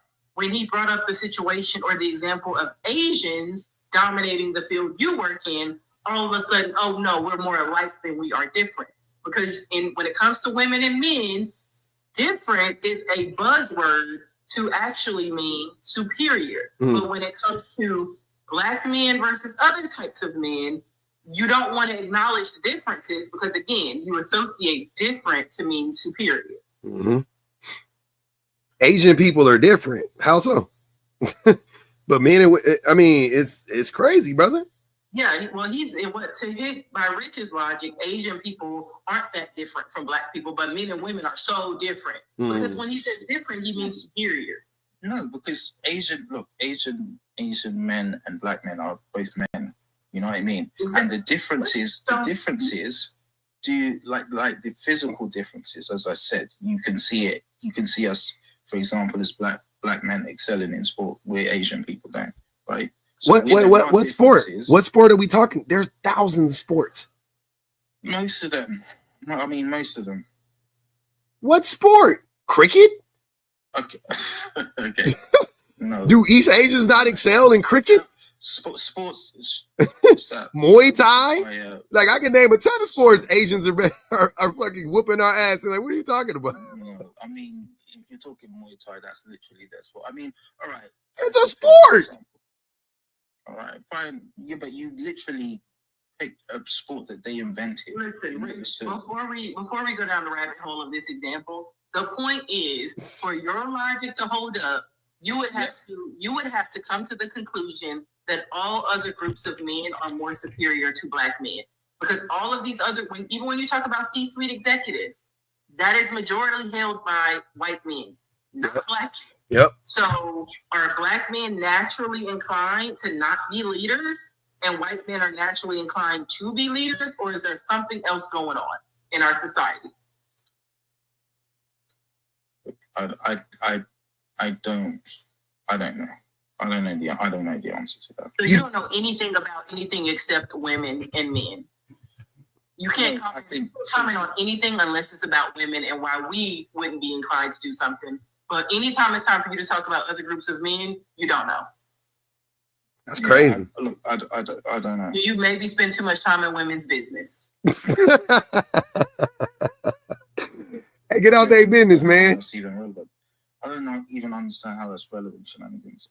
Because you seem to know so much about women and what we naturally want to do or inclined to do, but you seem to know nothing about men.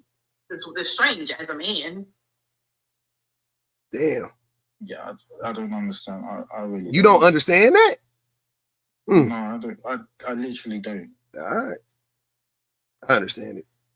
It makes perfect sense to me. But I'm just so Angel said this proves that black men are embarrassing globally. Jesus Christ. I can't. Okay. I want to argue. Okay. Venice said black men will put themselves down to hold up the patriarchy. Every single day they do it. I told y'all, man. A lot of these black men belong to the introspective black men of reform. Black men who are dedicated to quote unquote self-study and self-improvement with the goal of eventual removal of both white supremacy and black matriarchy in the black community. Rich, you sound primed to be a member of Itmore. They would love to find a brother like you. They always recruiting. I don't even know who that is. I just told you what it was. Why you say you don't know what it is when I just read it to you? I just read you what it was, brother. You want me to read it again here? IBMOR, IBMOR, stands for Introspective Black Men of Reform. It's basically black men who want to tear down white supremacy, but they want to replace it with black supremacy and have a black patriarchy. They want to tear down the white man's patriarchy, replace it with a black man's patriarchy, so that we can subjugate black women and all the other women on the planet. Like white T men do. Yeah. Literally, they want to be white T men. Like literally. Ew. Okay. Literally. Like that's all they want to do. And what you are saying is eerily reminiscent of that ideology. The way you are the way we're having this conversation. Because when we talk about everybody that's not black men, you have, oh yeah, it's cultural, it's da-da-da-da-da. Yeah, I mean, yeah. I see. And we talk about women, it's no, women just are dumb. They just aren't, they naturally don't gravitate towards doing the hard thing. Sir, I can read between lines really well. That is what you're talking about. What jobs are you talking about specifically? I'll wait. What roles specifically? You said that they don't gravitate towards these jobs. Give them to me. So I was talking particularly about tech, right? Like yeah, I know, specifically tech. Women do not gravitate to tech. That's a lie. Right? A lie. That is a lie. No, it's well, you might believe that. I don't believe that at all. You think men naturally gravitate towards tech when men are fucking abysmal at math? Who's better at math, men or women? Who's better at math? Women.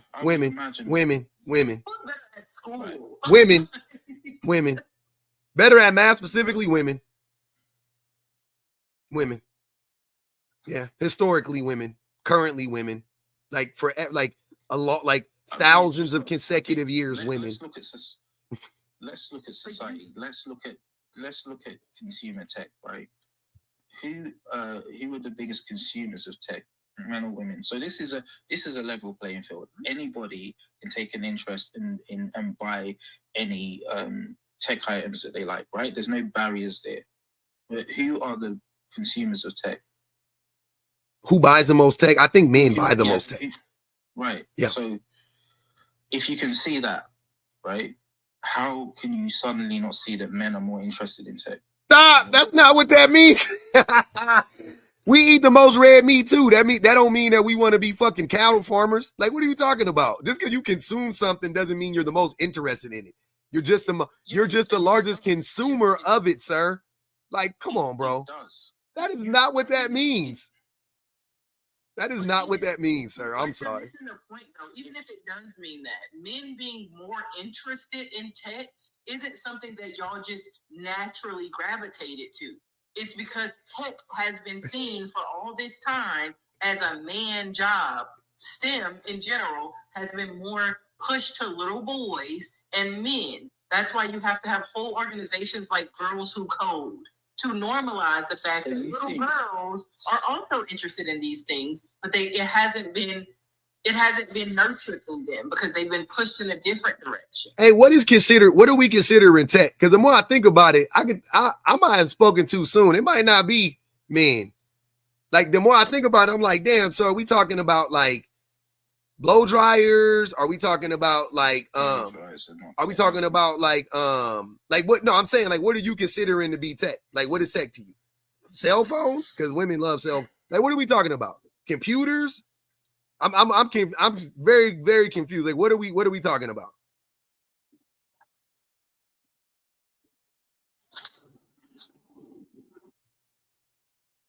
Yeah, that's what I'm saying. Machines are tech. So that's what I'm curious because I'm like, when I think about it, I'm like, nah, women actually be buying all the shit.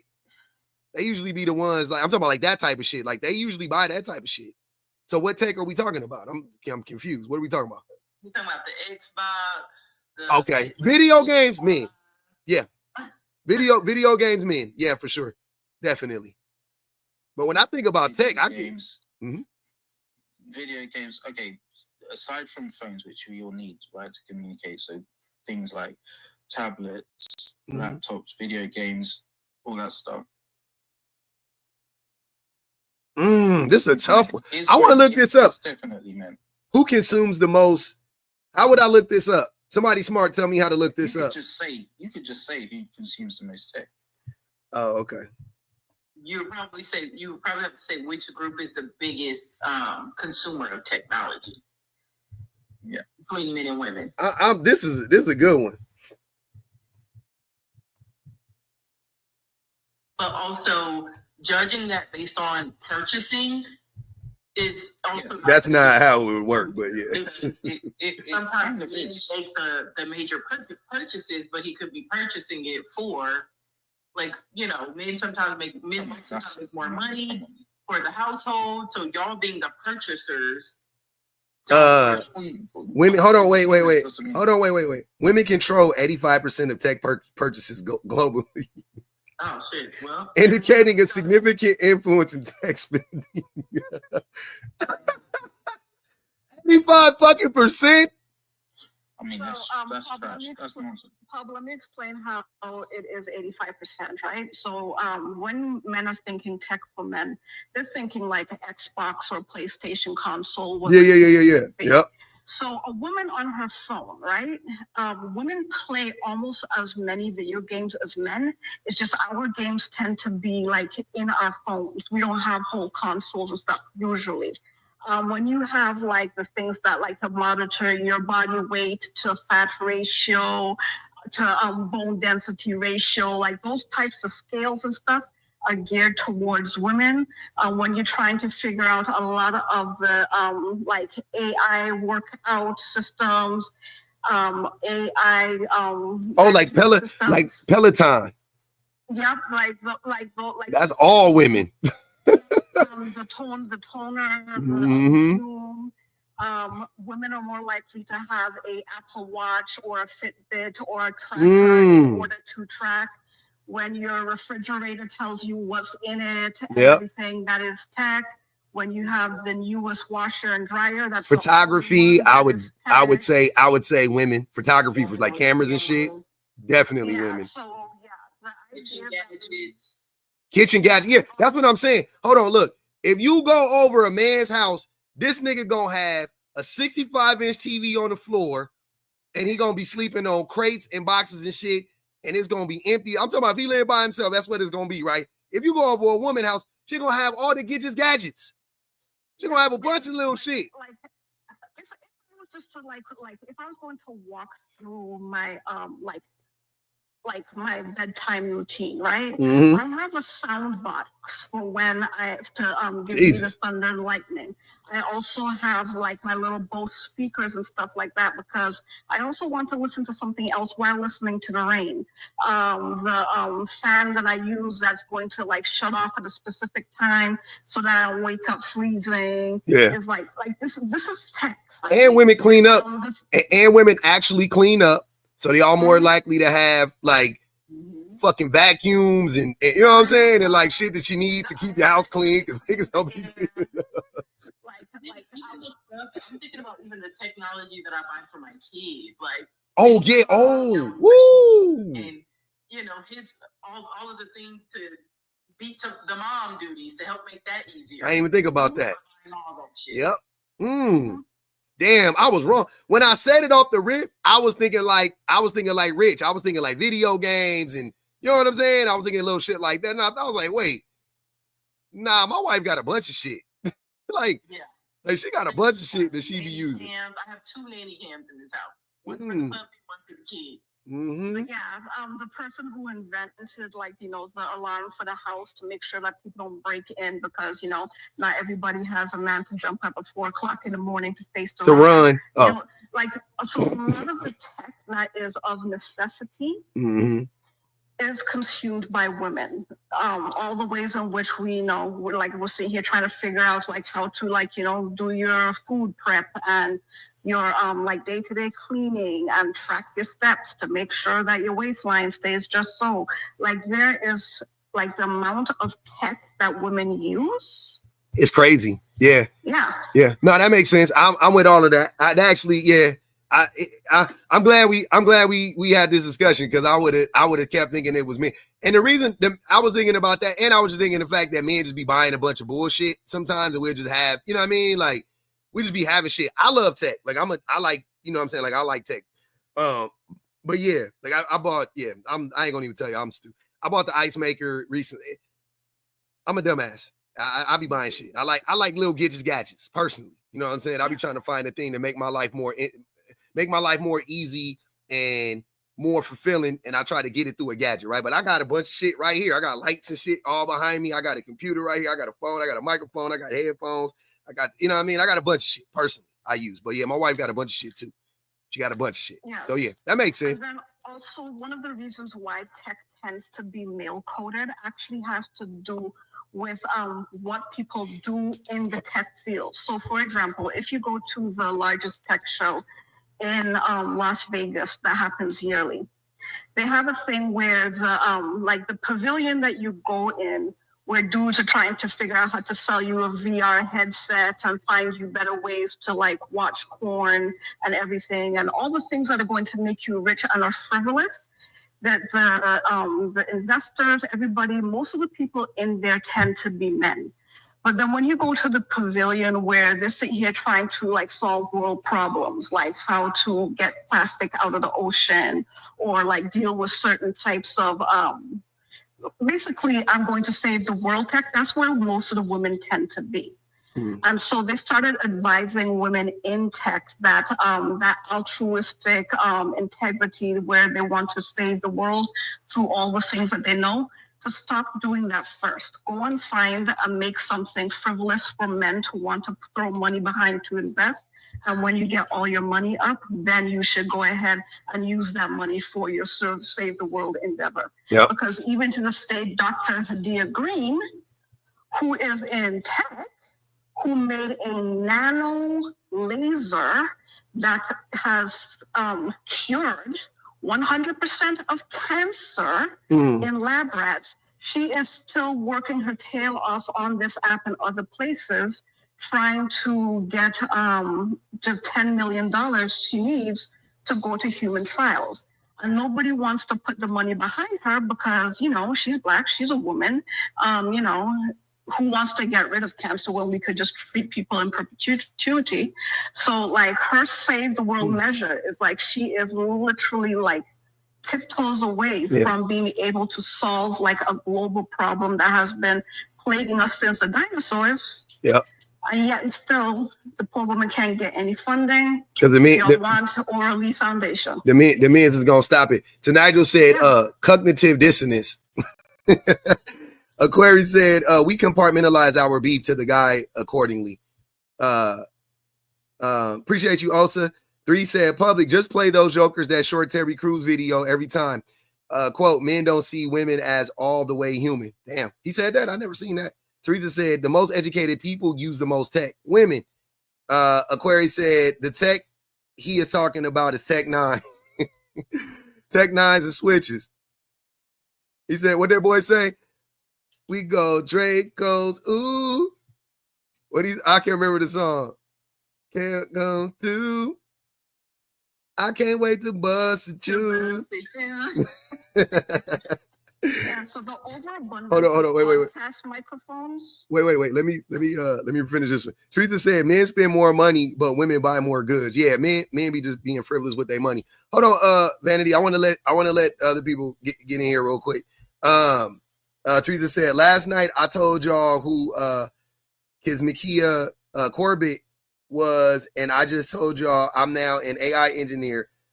Stop playing with me and drop Rich. He's not in tech. Oh, that's 5 on Rich here. They said Rich not in tech, man. They don't believe you, Rich. Go ahead, Pinhead. I don't even know why it came up, except that I think Vanity made an interesting point about something. I actually want to know what you guys think about this. Do you guys believe the cure to cancer has been found and we just aren't? They're not telling us. Oh man, just I really don't want to derail the conversation. Well, I kind of thought that was part of what you said, but okay, I'm curious, Rich. What's your highest tech certification? Rich, that's for you, brother. Yeah, I'm kind of not. Yeah, I can't go into that kind of stuff. Yeah, you can. The highest tech certification? Stop lying. Stop being weird. You can tell us. I can't find any information out about you by just knowing your highest tech certification. Hey, Shan, we can barely hear you. Sound like you sitting on your phone.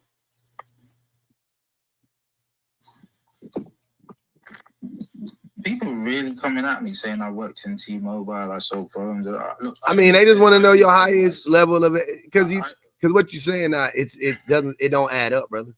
That's why. That's what's going on right now. What you're saying not adding up. Just so we're clear.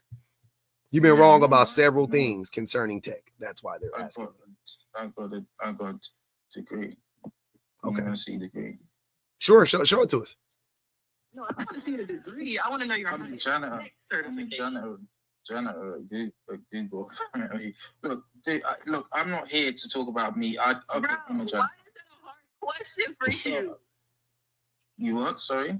Why is that your highest tech certification? Why is that a hard question? I just said it's not a degree. My ex owns a tech company. If you're in technology and you're high up in technology, you have a highest certification. You don't just stop at a degree in technology because technology is ever changing, right? So you have to keep getting certified to keep up, right? But this is the thing. I haven't disclosed which part of. There's a very specific part of tech that I work in. It doesn't matter. Okay, never mind. Why don't you tell us what that is? No, we don't even need to know the specifics. We don't care about the specific. Yeah. You can't answer the question. The tech cert has nothing to do with what you actually do because it will be applied. It'll be applicable to all tech in general. Yeah, no, it's not. Trust me. Oh, okay. I don't trust you. Aquarius said, does he know how to use SQL, Tableau, or Power BI? Power BI, yes, is the answer. He said yes. Yes, SQL not so much, but the other two, yes. SQL. Oh, that's what it's called. SQL. So your highest tech cert is? Yeah, we're not. Yeah, that's we're good. I'm getting enough. Is it table? What is table? Is it table AU or something? What the fuck is that? Am I reading it wrong? I don't know. I don't know shit about tech. I just know I be buying shit. All I be knowing is I be buying shit. All right, go ahead, Pinhead. You can address the prompt, man. Bring us back on track, brother. Well, this has been the same prompt for a few times I've been up here. So it actually hasn't. I changed it. Oh, did you? Yeah, different words, different phrases, everything. I saw the pictures and they look very similar. Yeah, they look similar. You got to read though, brother. Men can't be vulnerable. Oh, what people think on both sides? Yeah.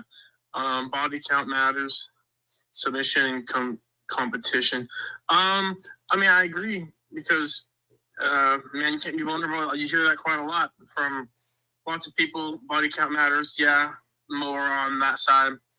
Male expression is healthy. Yeah, character. Yeah, I mean, I don't disagree with much of this at all.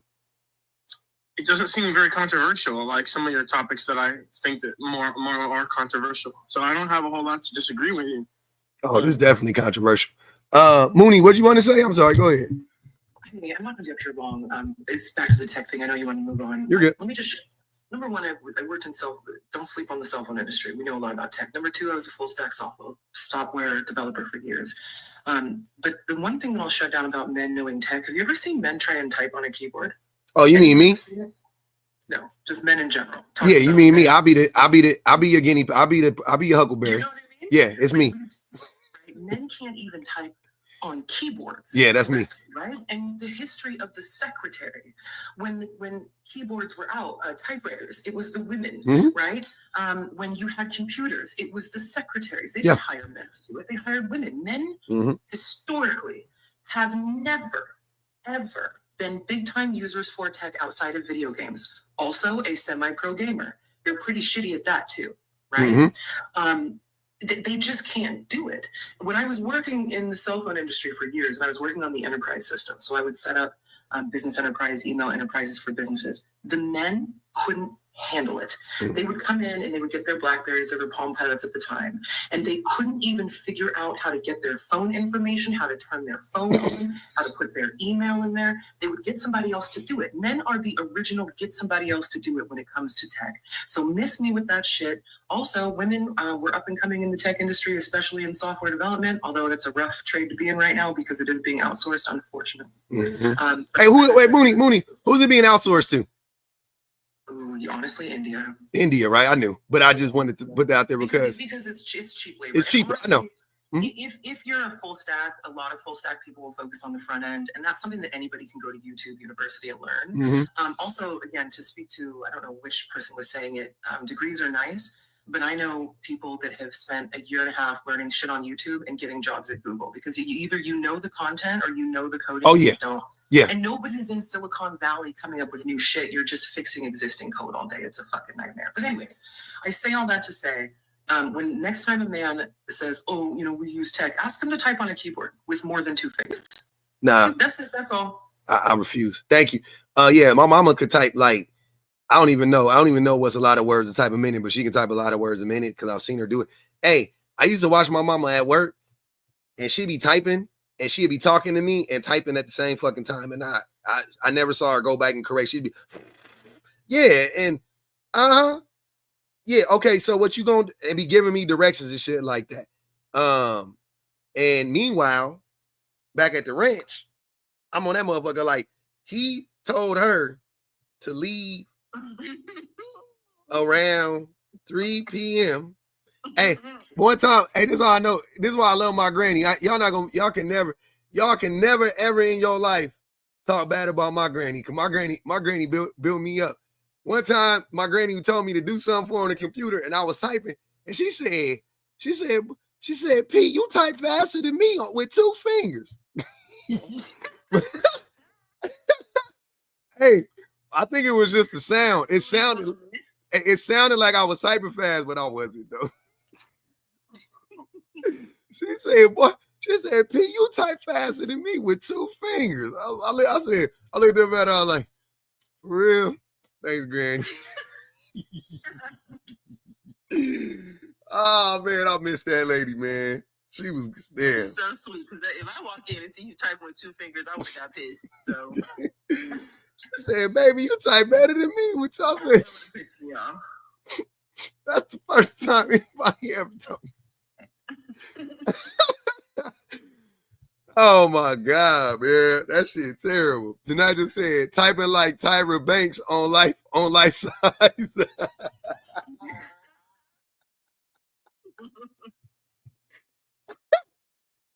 Not too much, man. Hey, Teresa said, I'm a certified Watson X engineer. He a janitor. Damn.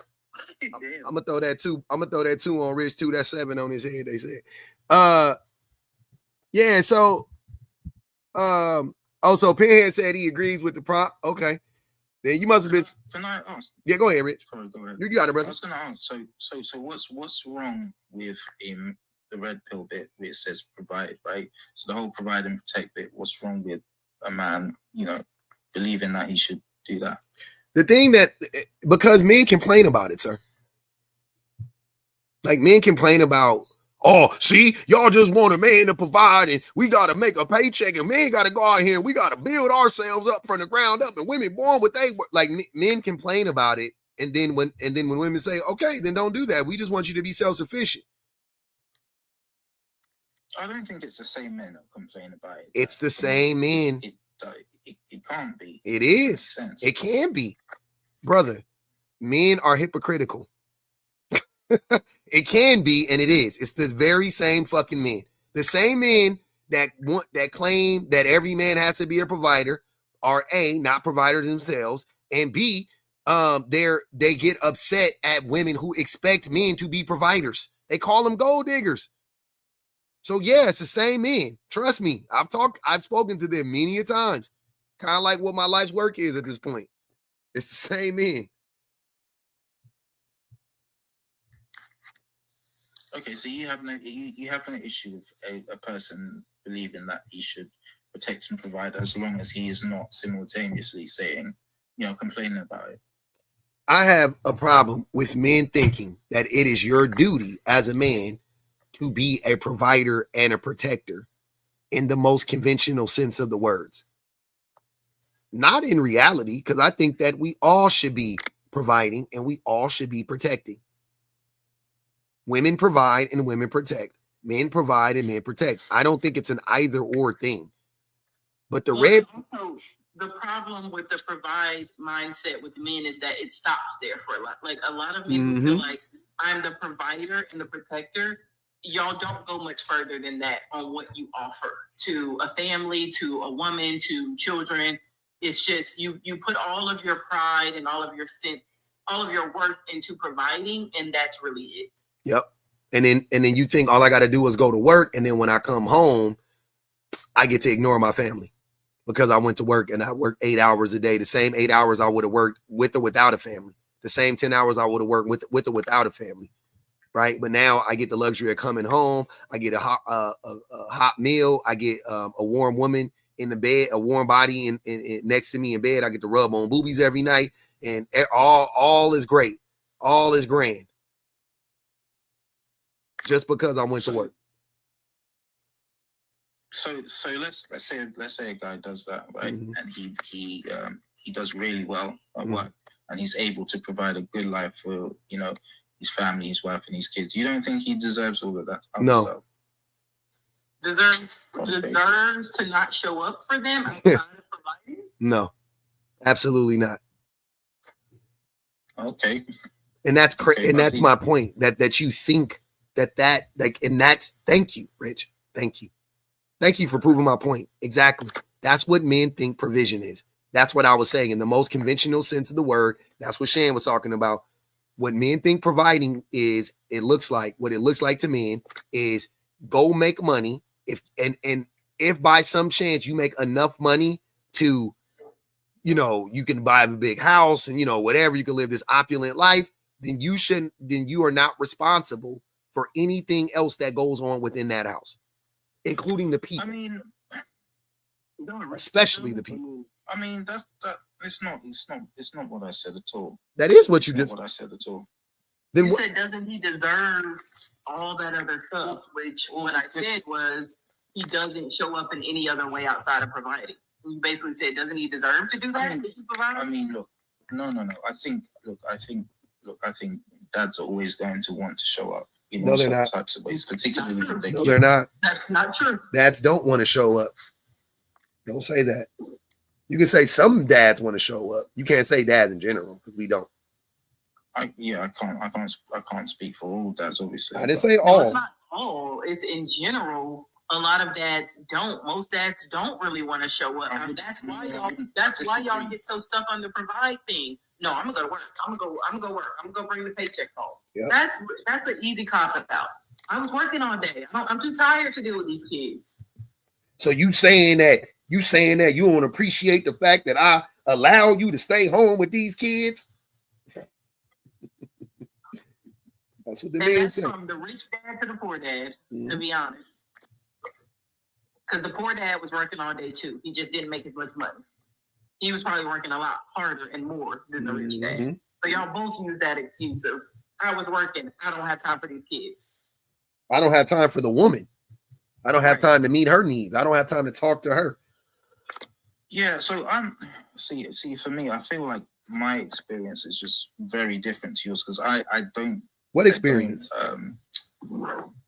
So my experience, like i.e. my parents, watching my parents and the dynamic, you know, it actually for me it worked really well. But I mean, your experience is clearly very different. So your dad spent just as much time with you as your mom did?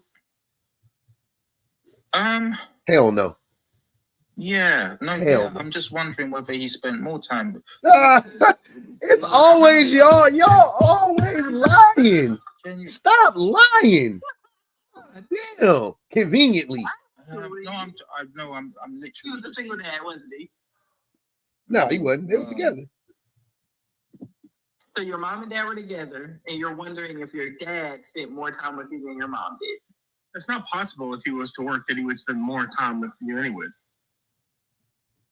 Exactly. I'm just wondering. So, yeah. Well, look, listen. Was your mom a stay-at-home mom?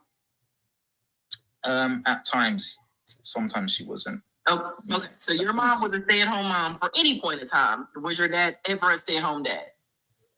No. Okay. Your mom spent more time with you by default, and that you hesitated shows how quick you be trying to lie for men. By the way, because you was about to try to lie. Come on, sir. If I wouldn't, no. Listen, I was genuinely thinking.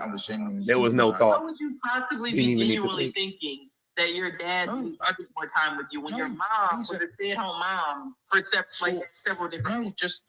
No, for different points, but not for the most part. But look, it doesn't matter. Your dad never did it. Your dad never did it. And when your mom and your dad work, Rich, your mom still spent more time with you. That's the point. See, the points which my mom wasn't working. I was at school anyway, for the most part. But that's irrelevant. Is my dad was it isn't irrelevant because she wouldn't be spending time with me if I was at school. But what I was thinking of is that my dad. The things he used to do. He used to take us to the park he was very, Rick, very good. Who cooked the majority of the meals that you ate growing up? My mom. Who took you to the doctor the most? Probably my mom. Who cleaned up behind you the most? My mom. Who helped you with your homework more? Projects. Probably my older siblings. If not, out of your parents. Who bought I'd say neither. Neither? Okay. Who bought the stuff for the projects? Like physically, like went out and bought the shit. Like you need to make a fucking panorama or some shit. Your dad did that? My dad. Yeah. Who picked out your clothes most of the time? Yeah, that would be my mom. Make sure you had clothes that fit constantly. Yeah, it mostly be my mom. Yeah, day to day, your mom. I'm not denying that. Who folded those clothes and put them in your drawers in your closet? It's your mom, bro. We know. That's what I'm saying. I be wanting y'all mamas to be. I want y'all mamas to hear this shit one day. Like for real. How utterly disrespectful y'all be to y'all mamas is crazy. Honestly, I was genuinely thinking about it. There was no that you were thinking about it is wild. That's crazy. No, it's not. Because if you, I could ask my 5-year-old son that, mind you, me and his dad have 50-50 custody. I could ask my 5-year-old son right now, who spends more time with you, me or daddy? He's gonna say, "Mommy," and he ain't gonna think about it. Like, come on, bro. No, you know better. You know who is putting in the effort and time and energy with you. You know that. Y'all just like to conveniently get amnesia when you become adult and you idolize your dads because you're misogynistic and you forget that your mom did every fucking thing. The only reason your dad can even be seen as a halfway decent father is because of your fucking mom. This is why I don't believe them when women say, "Don't you have a mother? Don't you have a sister?" I always tell them stop that. Yeah, nobody. Because you see how they will just kick mama under the bus. Yep. That shit means nothing. Because we all got a mama. And here we are, still misogynistic as fuck. So that ain't got nothing to do with it. You hate your mama too. Because your daddy took you to the park a couple times. That's because your mama begged him, please get these kids out of my face for 1 hour. I'm leaving you. I swear to God. No, see, this is the thing. My dad was really hands-on, so that's why I had to think about for a dad, your dad was really hands-on, not for a mom. Your dad was really hands-on for a dad, though. I can understand. Come on, please, please stop, please. I'm really when the way y'all be lying on y'all mamas really make me mad. Like I don't think y'all understand how pissed off I get every time. Right. I just don't understand it. I could never.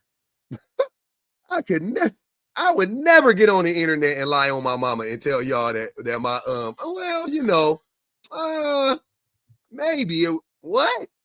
No, my mama, easily. My mama. Who is it? My mama. Yeah, me and mom, we had difference of opinion. Yeah, we had some, but my mama though. Yeah, definitely my mama. Every time I hear y'all do this, I consider alienation more and more. Like at this point. Every time. And y'all be mad when the women say, why would I want to birth the motherfuckers that be oppressing me? Like, get the fuck out of here. Even when the women's raisers pour their blood, sweat, and tears into us, y'all go out the way to cyber slurp your daddy on the internet. Like, what? Have you ever heard a woman's eulogy versus a man's eulogy? Usually when there's somebody's, a man has gone to the upper or lower room, I think usually lower, you know, they talk about, you know, the adventures he had, you know, what kind of jokes he did and his tricks and all the, you know, all these things about, you know, the personality of the man. And when it's time for somebody to get up and do like a eulogy for their mother, so it's a laundry list of it's a to-do list, it's a honey-do list. My mom, she always had my lunch packed and my clothes this, and you never ever find out anything about the woman. You don't know about her, you know, hopes, her dreams, what she wanted to be when she grew up, her destiny, adventures, nothing. It's a laundry list. Of shit she done did for you. Make sure you survive. And therefore you love her, mama. And then you say a couple of nice things about her, then everybody goes and get something to eat and then they go home. Well, thank you for telling me that, Vanity. I'm gonna make sure that if ever I got to speak at a eulogy, I am 100%. If I'm gonna make sure I talk more. I'm gonna say that shit too, but I'm definitely gonna talk about the type of person my mama was. To this day, one of the things that I was bawling. When I saw my grandmother's eulogy, when I saw not her eulogy, when I saw her what's that thing called? You know, the obituary. The obituary. It was a pamphlet. It was about yay big, about yay wide. It was like that. Not even a full piece of paper, not even like the full piece of paper folded. It wasn't even like that. It was like Post-it notes. That's how big it was. It was real little. And it was like, basically, it was like, she was a really nice lady. Like, it was like one sentence. I'm not even joking. And I had never saw it before. I was at my mom's house like about a year ago. We was at my mom's house and my mom had a box full of like, you know, memorabilia, and we was looking at old pictures and stuff. And I was sitting around with my whole family and she gave me that and I read it. And I just started crying. Like I couldn't help it. Like uncontrollable. Like and at first I didn't know why, but I was so mad that like, you know, they summarize her life like that in this like one or two, it was not even a paragraph. It was like one or two sentences and that was it. And I was like, what the fuck? Now, mind you, my granny, that granny got unalived by a drunk driver walking to school, a school that she had volunteered at because my sister was going to that school. She was volunteering at this school, right? Just so she could be there with my sister. And she got hit early, like 6, 7 o'clock in the morning by a drunk driver. And when I read her whatever it's called, when I read that shit, it was fucking one sentence. And I was like, what the fuck? Even the last thing, you know what I'm saying, that she was doing would tell a better story than this. Y'all couldn't just tell that story. That was good enough. So it just pissed me off. I was just like, that's fucking crazy. That's wild, man. I couldn't believe it. I was disgusted by it. I couldn't believe it. I was like, who the fuck? And my mama, when she passed, my mama was 19, 20 years old.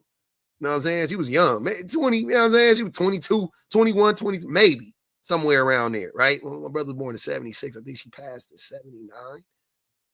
You know, young as hell. Wicked work. 22 years old, probably. Hey, Ben, what's good with you, man? They brought you up here. What's happening? What's up, man? How you been? I've been good, man. What's going on with you? All right, cool. So you want people up here who agree with?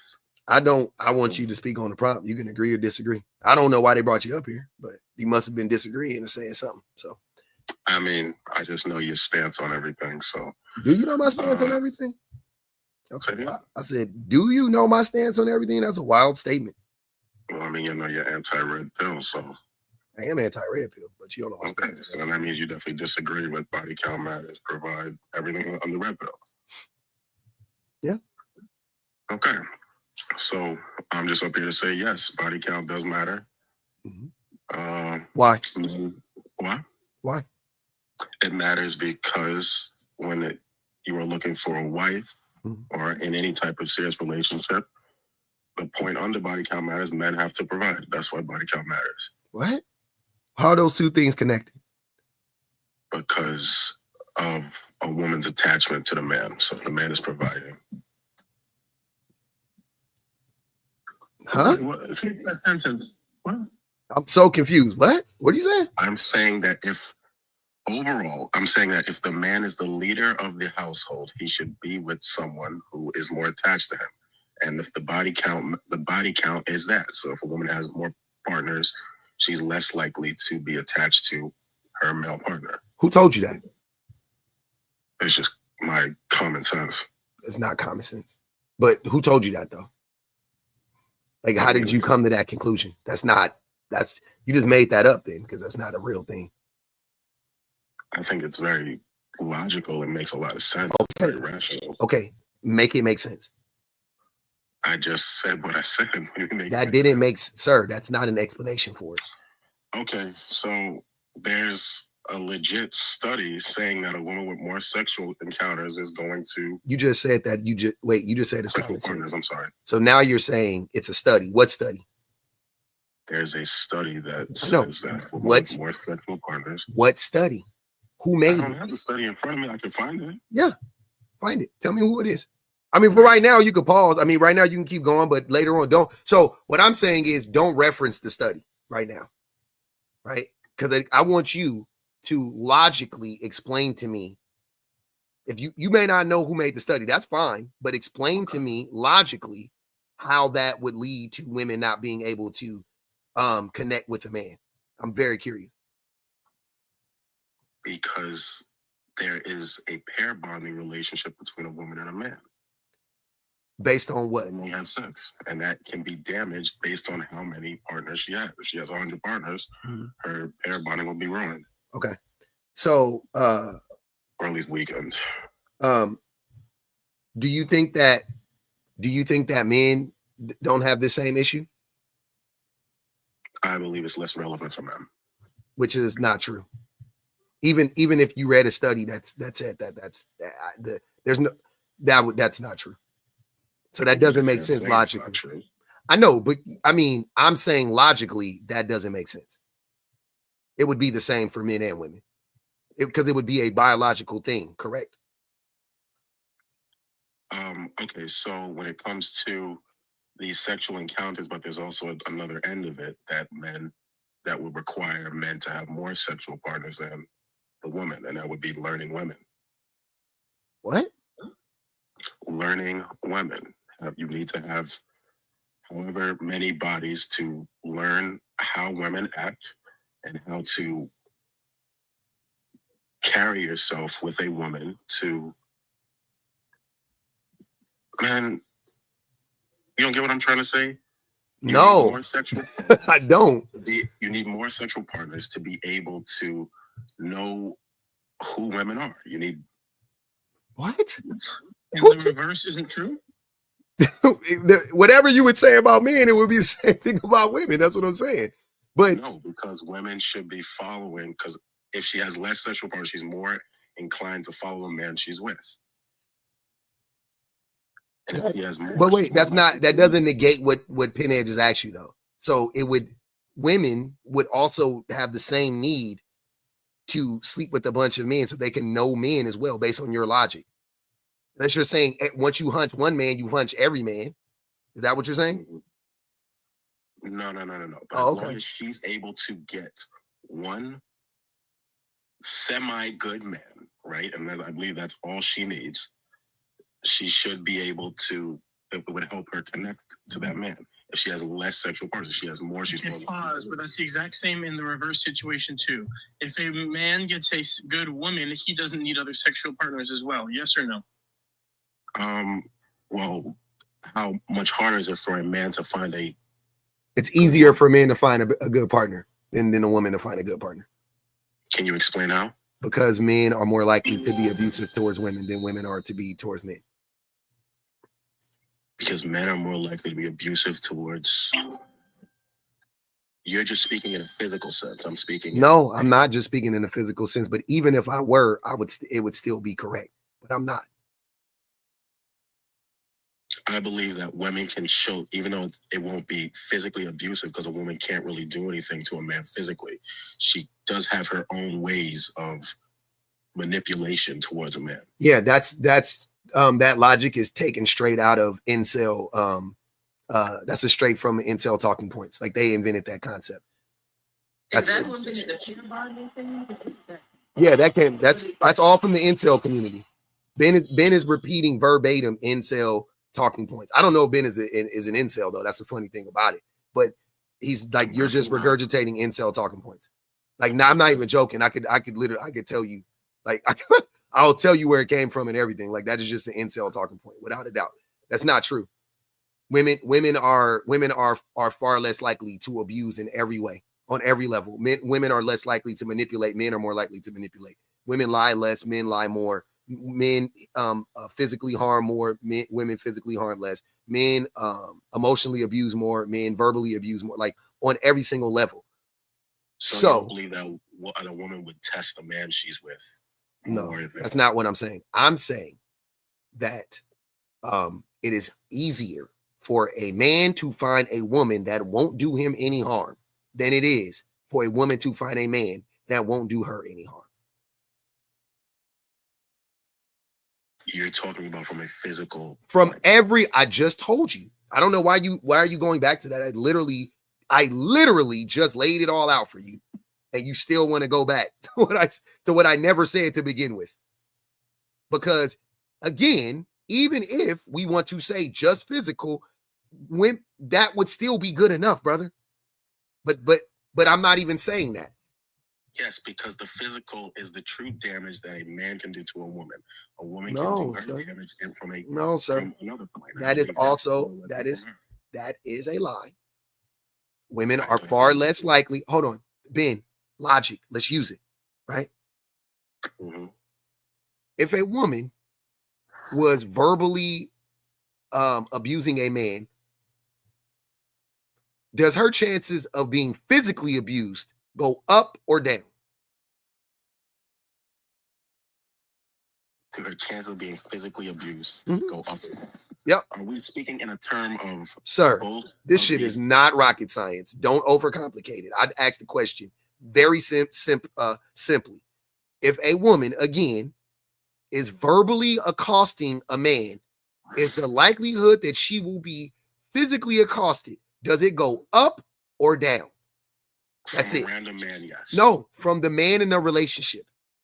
You're in a relationship with the man, or I could say any man, but definitely a man in a relationship. Does it go up or down, or stay the same? Not from a good man. No caveats. See, you know the answer. Clearly, you know the answer. You failed twice to answer the question directly because you're lying. Come on, Ben. So then let me rebuttal your... No, don't rebuttal it. Answer the question. Okay, fine. You want the answer that is... I just want the real answer. Okay, fine. Yes. Guess so what? If a man cannot control his emotions... No ifs. No ifs, ands, or buts about it. I'll ask the question again, and I want you to answer it. If a woman is verbally abusive towards a man, does that woman's chances of being physically abused go up or down? Okay, yes, it goes up. Okay, cool. So, logically speaking, making this assertion that women are more likely to be emotionally abusive towards men makes zero fucking sense. See, just on that alone, it makes zero fucking sense. Okay. So let's be for real, sir. That's not a good point. I'm being for real in saying that a woman will test a man in ways that are not physical. You don't believe that that's true? You don't? No, men are more. Again. Physical is what you're speaking. No, I'm not. That is what you yes, keep. You are. No, sir. No, sir. Ben, if you have to lie to make a point, you don't have a point to make. Because I've said this 4 times now, and I'm gonna say it one more time. In every facet, in every example of abuse, men abuse more than women on every level, right? Now, the reason why women, not the reason, but what we're talking about right now, a major reason why women are less likely to emotionally abuse a man or verbally abuse a man is because of the threat of violence. That's what I'm saying. So your logic doesn't make any fucking sense. Men are far more likely to emotionally and verbally. It is done. I didn't say it's not done. Remember, the way we got here was by asking, was by you saying that it's harder, or you asked it, what group can find a good mate easier, men or women? And I said women. I said men. And then you started asking me why so, and this is how we got here. So remember, all I'm saying is that men are far more likely to abuse a woman. Men are far more likely to be the reason that woman is depressed, stressed, or even worse, unalived or anything like that. Men are, not the other way around. So it's easier for men to find good partners. Super easy. Throw a rock, you can hit a good woman. Throw a rock in a crowd of women, you're going to hit a good woman. You're going to meet a woman that's better than you on every level. She's more successful than you. She's smarter than you. She's more honest than you. Just throw a rock in the crowd. Pick a woman blindly. That woman is probably a better human being than you are. So you're good. You don't got to worry about that. Is a woman a good mate if her body count is high and she's willing to leave him over small things like him showing vulnerability? That is 2 different things. And also, that's not even real. Like what? I think it's very real. It's not real. Women don't leave men because men are vulnerable. Women are asking men to be more vulnerable. Men are the ones running around saying men don't need to be vulnerable. Just because they're saying one thing does not. I'm sorry, we're going off topic. You're still talking about the abuse thing. I'm not. I'm just saying. Tonight just said you an adult. Why is your logic in high school, man? By the 3 said men are just brainwashed, saying they protect. Men don't protect shit. Metal Kisses said about this before. Yes, we do protect. We don't. Metal Kisses said, quote, spending time doesn't mean going outside, shaking my damn head. Osa said, it's actually not shocking.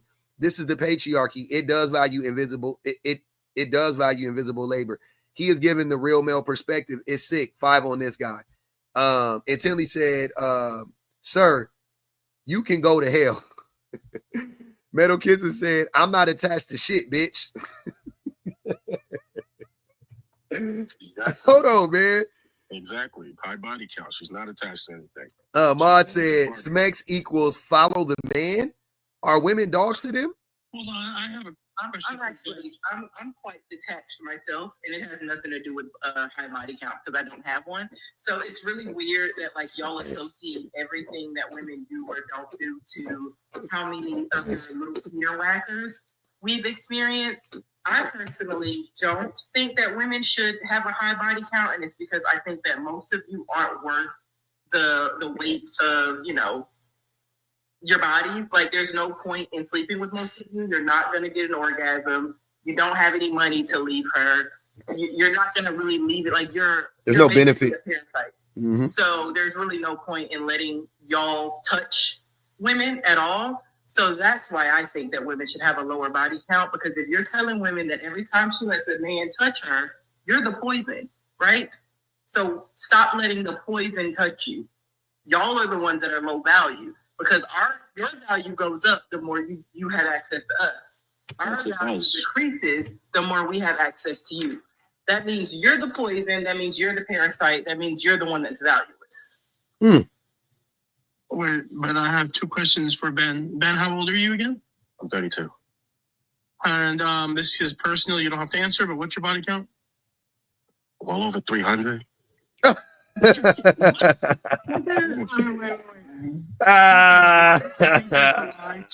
the most hypocritical thing I've ever. That's hypocritical then. If you're going to try and say a woman that has 300 partners is bad, but you're supposed to be good and women are supposed to want you, make it make sense to me. And people here hate me. So I don't. So it's like I can't be making sense right now. So I don't. 300. Okay. Are we counting the women you whacked off to? No, it's just my number. I'm 32 years old. You're 32 years old and you have not slept with 300 women. Please. Okay, you don't have to believe it if you don't want to, but I'm not lying. I have no reason to lie here. But this further proves my point. Like you said, you slept with 300 men, and or women, probably men included, but I don't know. He slept with 300 people. It don't matter. He slept with 300 people. 300 people. Let's put it that way. You slept with 300 people, and you're on here having a conversation about body count and whether or not it makes women less or worse partners if they have a higher body. He said they can't pair bond, but whole time he don't have a wife. Bond with you, but you've slept with 300 people and you have no problem pair bonding. Yes, because I see things that make a bad partner, like one not being able to attach to me. So it is the only way you can decide if a partner is good or not. Hold on, wait. Let Shan go ahead, Shan. You didn't attach to 300 people. How are you able to better attach to her? I have attached to you, right? No, you haven't. No, you haven't. Yes, I have. Why? Then you wouldn't be, sir. That doesn't make sense. Of course you didn't, because if you did, you wouldn't be single. Unless he's a chick. It's attached here, attached there. I mean, if that's how he's doing it. And do you know that the male phallus is actually shaped specifically to scoop out another man's baby bladder? Mm-hmm. What?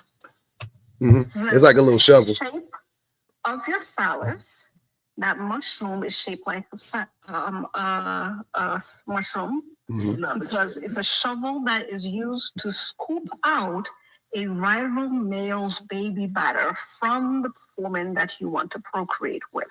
Yep. The idea that we are supposed to be one and done with y'all useless motherfuckers is absolutely asinine. You're supposed to be a real man and suck it out, though.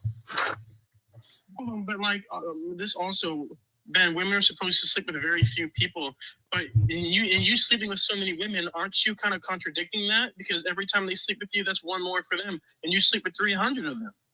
What the fuck? Because we're not. I don't. Men and women. It's just a double standard. It's just a double standard. There's a bunch of double standards in the world, my friend. But so this one's supposed to be okay, and the rest are bad. But Ben, okay. There's so a bunch of double standards that benefit women and hurt men. Name one. Why? The fact that women can do things at a younger age, that she can get into a club for free, that she gets her drink. How does that benefit women? How doesn't it benefit women? That benefits men. That benefits men, sir. Why did you buy a woman a drink? Someone getting into a club. Listen, Ben. Listen. Yes, women. If women didn't go to the club, men wouldn't go to the club. You want the women in the club. I would. If I owned a club or if I worked at a club and you were talking about charging women, I'd be pissed. I'd be like, nah, free. All women free all night. I want all the women free. I don't care what size. I don't give a fuck. Somebody like you. Women free.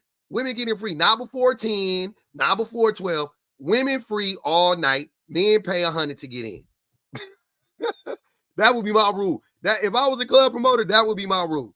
Women free all night. Men pay $100 to get in. First and foremost. Secondly, the reason why you buy women drinks is A, it's a nice gesture, right? I'm going to take it on the topical level, right? It's a nice gesture. Just, hey, something to break the ice with. Can I buy you a drink? So you buy her a drink. But the reason why men buy women drinks in general is so that they can get inebriated and you can take advantage of them. So buying a woman a drink is actually for your benefit, not hers. You gonna lie and say that's not why men buy women drinks, generally speaking? Yes, of course. That this is why we buy drinks, so we can get with them. But I still think it's a system that benefits one another. How does that hold on? See, that don't make no sense, brother. She can buy her own drinks, Ben. You buying her allowing you to buy her a drink. See women buy men drinks. Huh? How often do you see women buy men drinks? How often do women need to buy a man a drink? Women that bought me drinks before personally, but that's neither here nor there. But how often do women need to buy a man a drink to ingratiate herself with that man? To what? Ingratiate? Yeah. Why does a woman need to buy a man a drink? All a woman got to do is walk up to a man and she can have her way. I'm just saying like the average woman versus the average man. The average woman walks up to the average man in a bar or a club and bats her eyes and just starts talking to that man. He's smitten. This goes to the provider. Nigga, what? I'm sorry. What? For her because he buys her drinks. What? He pays for her stuff. He pays for her things. Hold on, but just because a man pays for something doesn't mean he provides for her. Excuse me, that's just so silly. I mean, stupid. Silly. What? But what's your definition of provide? All correlated. It's not. So have you provided for 300 women because you bought them all a meal before you did the deed with them? Is that what you're going to tell me? Mm-mm. I provided to some degree, yes. To 300 women. I paid for their stuff, yes. That's not what provision is. It's given it is to a degree, it is some type of provision. Not in this context, sir. In this context, it's just a nice gesture. Provisions only kick in committed relationships. To be honest with you, a nice gesture because he's only doing it to get. No, I know. I'm. Trust me, brother. I'm being nice here. I'm saying let's just say the man wants to buy. The reason why men buy women drinks is the same reason why men take women out on dates, and it's the same. Well, it's in the same vein of why men provide, right? But it is all rooted in this idea, and this is me being as nice as possible. This is not me being like giving like the real reasons or whatever, quote unquote. The main reason why men do this type of stuff. Men buy women's drink. Men buy women shit early on as a way to prove to the woman that he is worthy of her time and company. We are in heavy competition. That is not provision. That is not provision, brother. You're not providing shit. She can buy her own drink. She can buy her own meal. You're not providing shit. She is allowing you to do so, and you are offering to do so that you can prove yourself to her. That's it. That's all you're doing.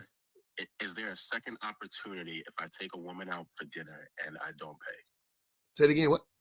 Is there a second opportunity for me to take a woman out? Is there going to be a second date if I take her out to dinner and I don't pay? Yeah, I was gonna say in some. In most cases, I'd say yeah. To be honest with you, in most cases, I think if you took a woman out, man, we have to be on some type of reality. Yes, in some. Yeah, I don't know. That's needle and I hate. No. I'm gonna tell you how, Shane. I'm gonna tell you why. I'm gonna tell you why I say in most cases, because I believe that women are rational in general, right? So, if you took a woman out on a date, right? Mm-hmm. and it was a great date. I'm saying I got to preface this because how are we having this conversation, right? But you took a woman out on a date. It was a great date. I'm saying to her, like, she loved spending time with you. She genuinely likes you, right? I think, and I don't know how this would come to be. That's what I'm saying. I don't know. Are you saying that you would ask her to take you out? If you ask her to take you out, I think they would say no, because that's weird. But do I think that in most cases, a woman would be open to the idea of paying for the next date? Absolutely.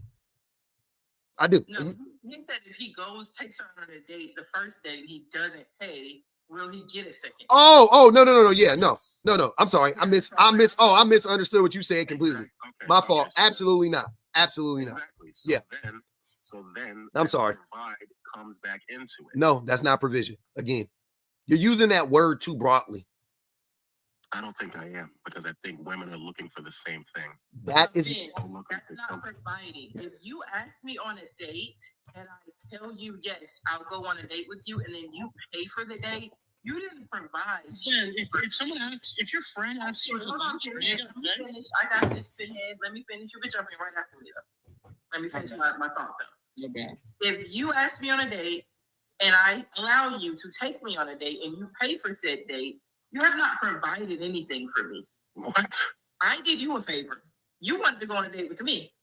I allowed you to take me on a date. I allowed you to take up my time, my energy, my space, my effort to get dressed and get ready and go on a date that you requested. Like the delusion to ask somebody to do something with you and then treat them like you just did them a favor. You asked me here. I didn't ask you for shit. So you did me a favor just by showing. Yeah, because I could have told you no. You wanted my time and I gave it to you. And now you want me to feel like you did me a favor? Mm-hmm. Are you okay? Mm-hmm. And that's how y'all act. And that's why you don't get a second date. Because how dare you ask me to leave the comfort of this cream plush sofa to come on a date with you and and you're the one that feels entitled, and I should feel so grateful that I acknowledged your presence and came on a date with you when you asked me. I wasn't worried about or thinking about you. You approached me, you wanted my time, and you said, hey, come on a date with me. And then we get on the date and you say, you should be so grateful I brought you here. Okay. I'm fine without it. Okay, so basically what you're saying is that it's my privilege that you came out with me, correct? Okay. So then that means you will not sleep with every man that encounters you, correct? Yeah, no. So then, i.e., we go back to the body count thing. You're not going to sleep with every man that you are. What have to do with anything I just said? It has everything to do with what I said, because I am saying, well, my original point when I came on here was body count matters. And if you cannot if you cannot sleep with everyone, then you in terms do not want to have a high body count. So I'm saying you can't pair bond with every man. What is this? Shh. Girl. Everybody isn't desirable. Like every date isn't worthy of money at the end of the day. I could still have a high body count and never have given any to you because I would have sat across from you and be like, wow, that was worthless. I wasted my time. You would have never had any. And I could still have a high body account and still be valuable. Like these things are not mutually. And that had nothing to do with the fact that you asked her on a date and she's not, like you're not doing her a favor because she came on a date. And then you jump back to, body count. What did it have to do with what I just said? It's like you only have program responses and you can't think outside of it. You guys have hurt my brain. You have a good day. That's really insane. So. It's like you ran out of programmed responses and it's like you started glitching. Like he can't think outside of that. Yeah, this was a role-playing game and he was the guy at the bar who only had like 20 lines programmed. We got the 20 lines. But I went to look at his profile I think the reason why, if his body count is in fact that, I think it's the industry he works in, why he might have that body count, if indeed he does. What does he do? He's a gigolo? Not the man whore with a mangina. No, I was talking about corn.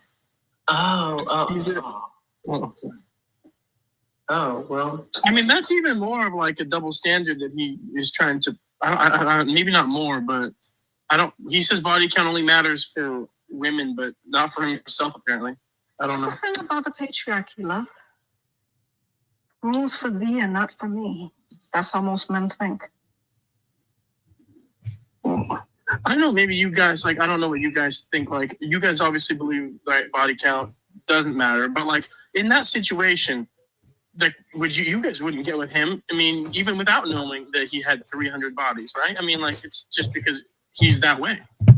He's off-putting to begin with, so like the likelihood of finding out what the body count is like not likely, because he's just off-putting.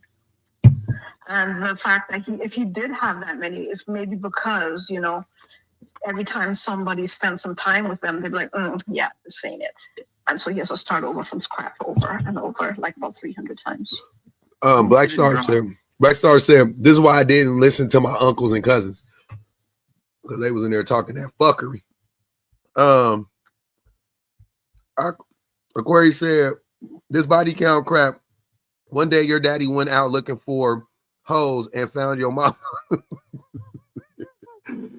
Nothing is new under the sun, but love. We learned from the best. $5 on him. And Tinley said, I was mistaken, ho. You can go to hell. Cry said, can we get Shan on the big screen since she's blessing us with her beauty? I missed it. I mean, I could have put her up there. Nicole said, Ben, 300 people? You a nasty bitch. Aquarius said, let me find out Pinhead be tricking. Pinhead, you a trick?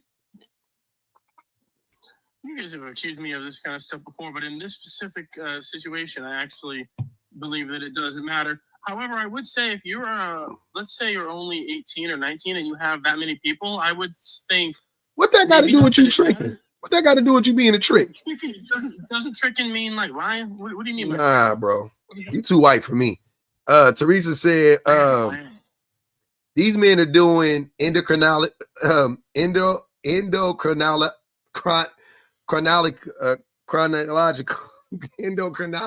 them. I don't know. I started laughing before I could finish it. I fucked up the word. Endocrinology for dummies. God damn. There is no, hold on, brother. There is no study. It's a Jordan Peterson video. Pair bonding is how animals ensure the survival of offspring. Humans evolved past this via tech. I'm tired. Damn. Aquarius said the purpose. That's what I was saying. I'm like, what studies are y'all talking about? That shit don't exist. Aquarius said the purpose of taking a woman out to dinner is to eat.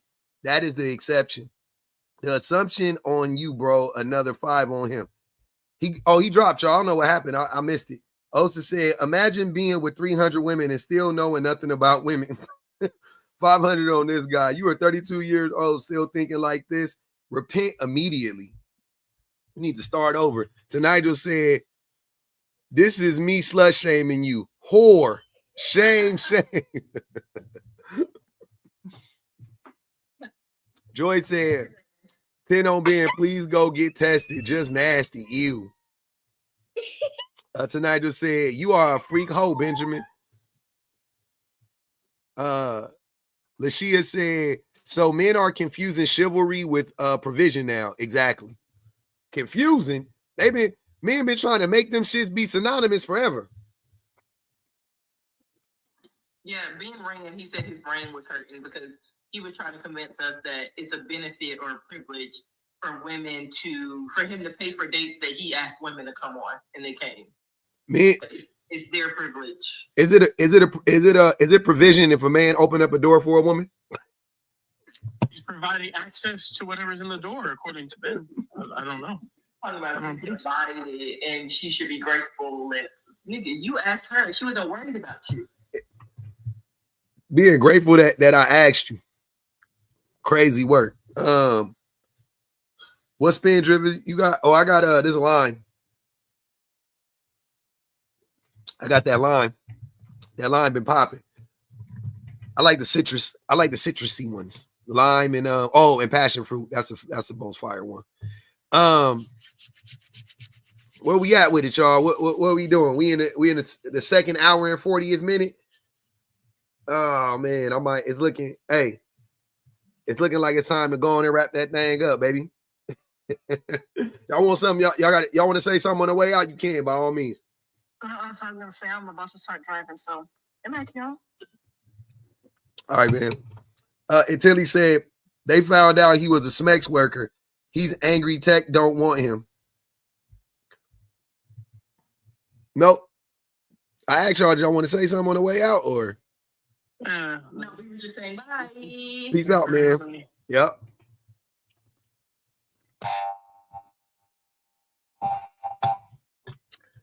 We did it, Joe. Hey, I got a little bit of work to do left, man. So I got to go on and wrap this thing up. Shout out to the Tappers, Yappers, and Super Chatters on the YouTubes, man. Comment Cousins, man. We had it going up. It was funny. Had a good time. Shout out to all the new members, all the old subs, all the new subs. I love y'all for real, man. Appreciate you, everybody that gifted, supported the live, Cash Appers, Tappers, Yappers, everybody, man. Haters come back tomorrow. I didn't drink that soda too fast. Haters come back tomorrow, man. Fuck patriarchy. I appreciate you. Tomorrow's Sunday, right? Yeah. Okay. We got time. It's the weekend. It's the freaking weekend. It's the freaking weekend, man. Are you not entertained? I had a good time. It fell short though. 2 hours and 40 minutes, man. It fell short. I wish I had another 2 hours in me, but I ain't got it. I ain't got the juice. I ain't got the juice tonight, y'all. I ain't gonna even lie.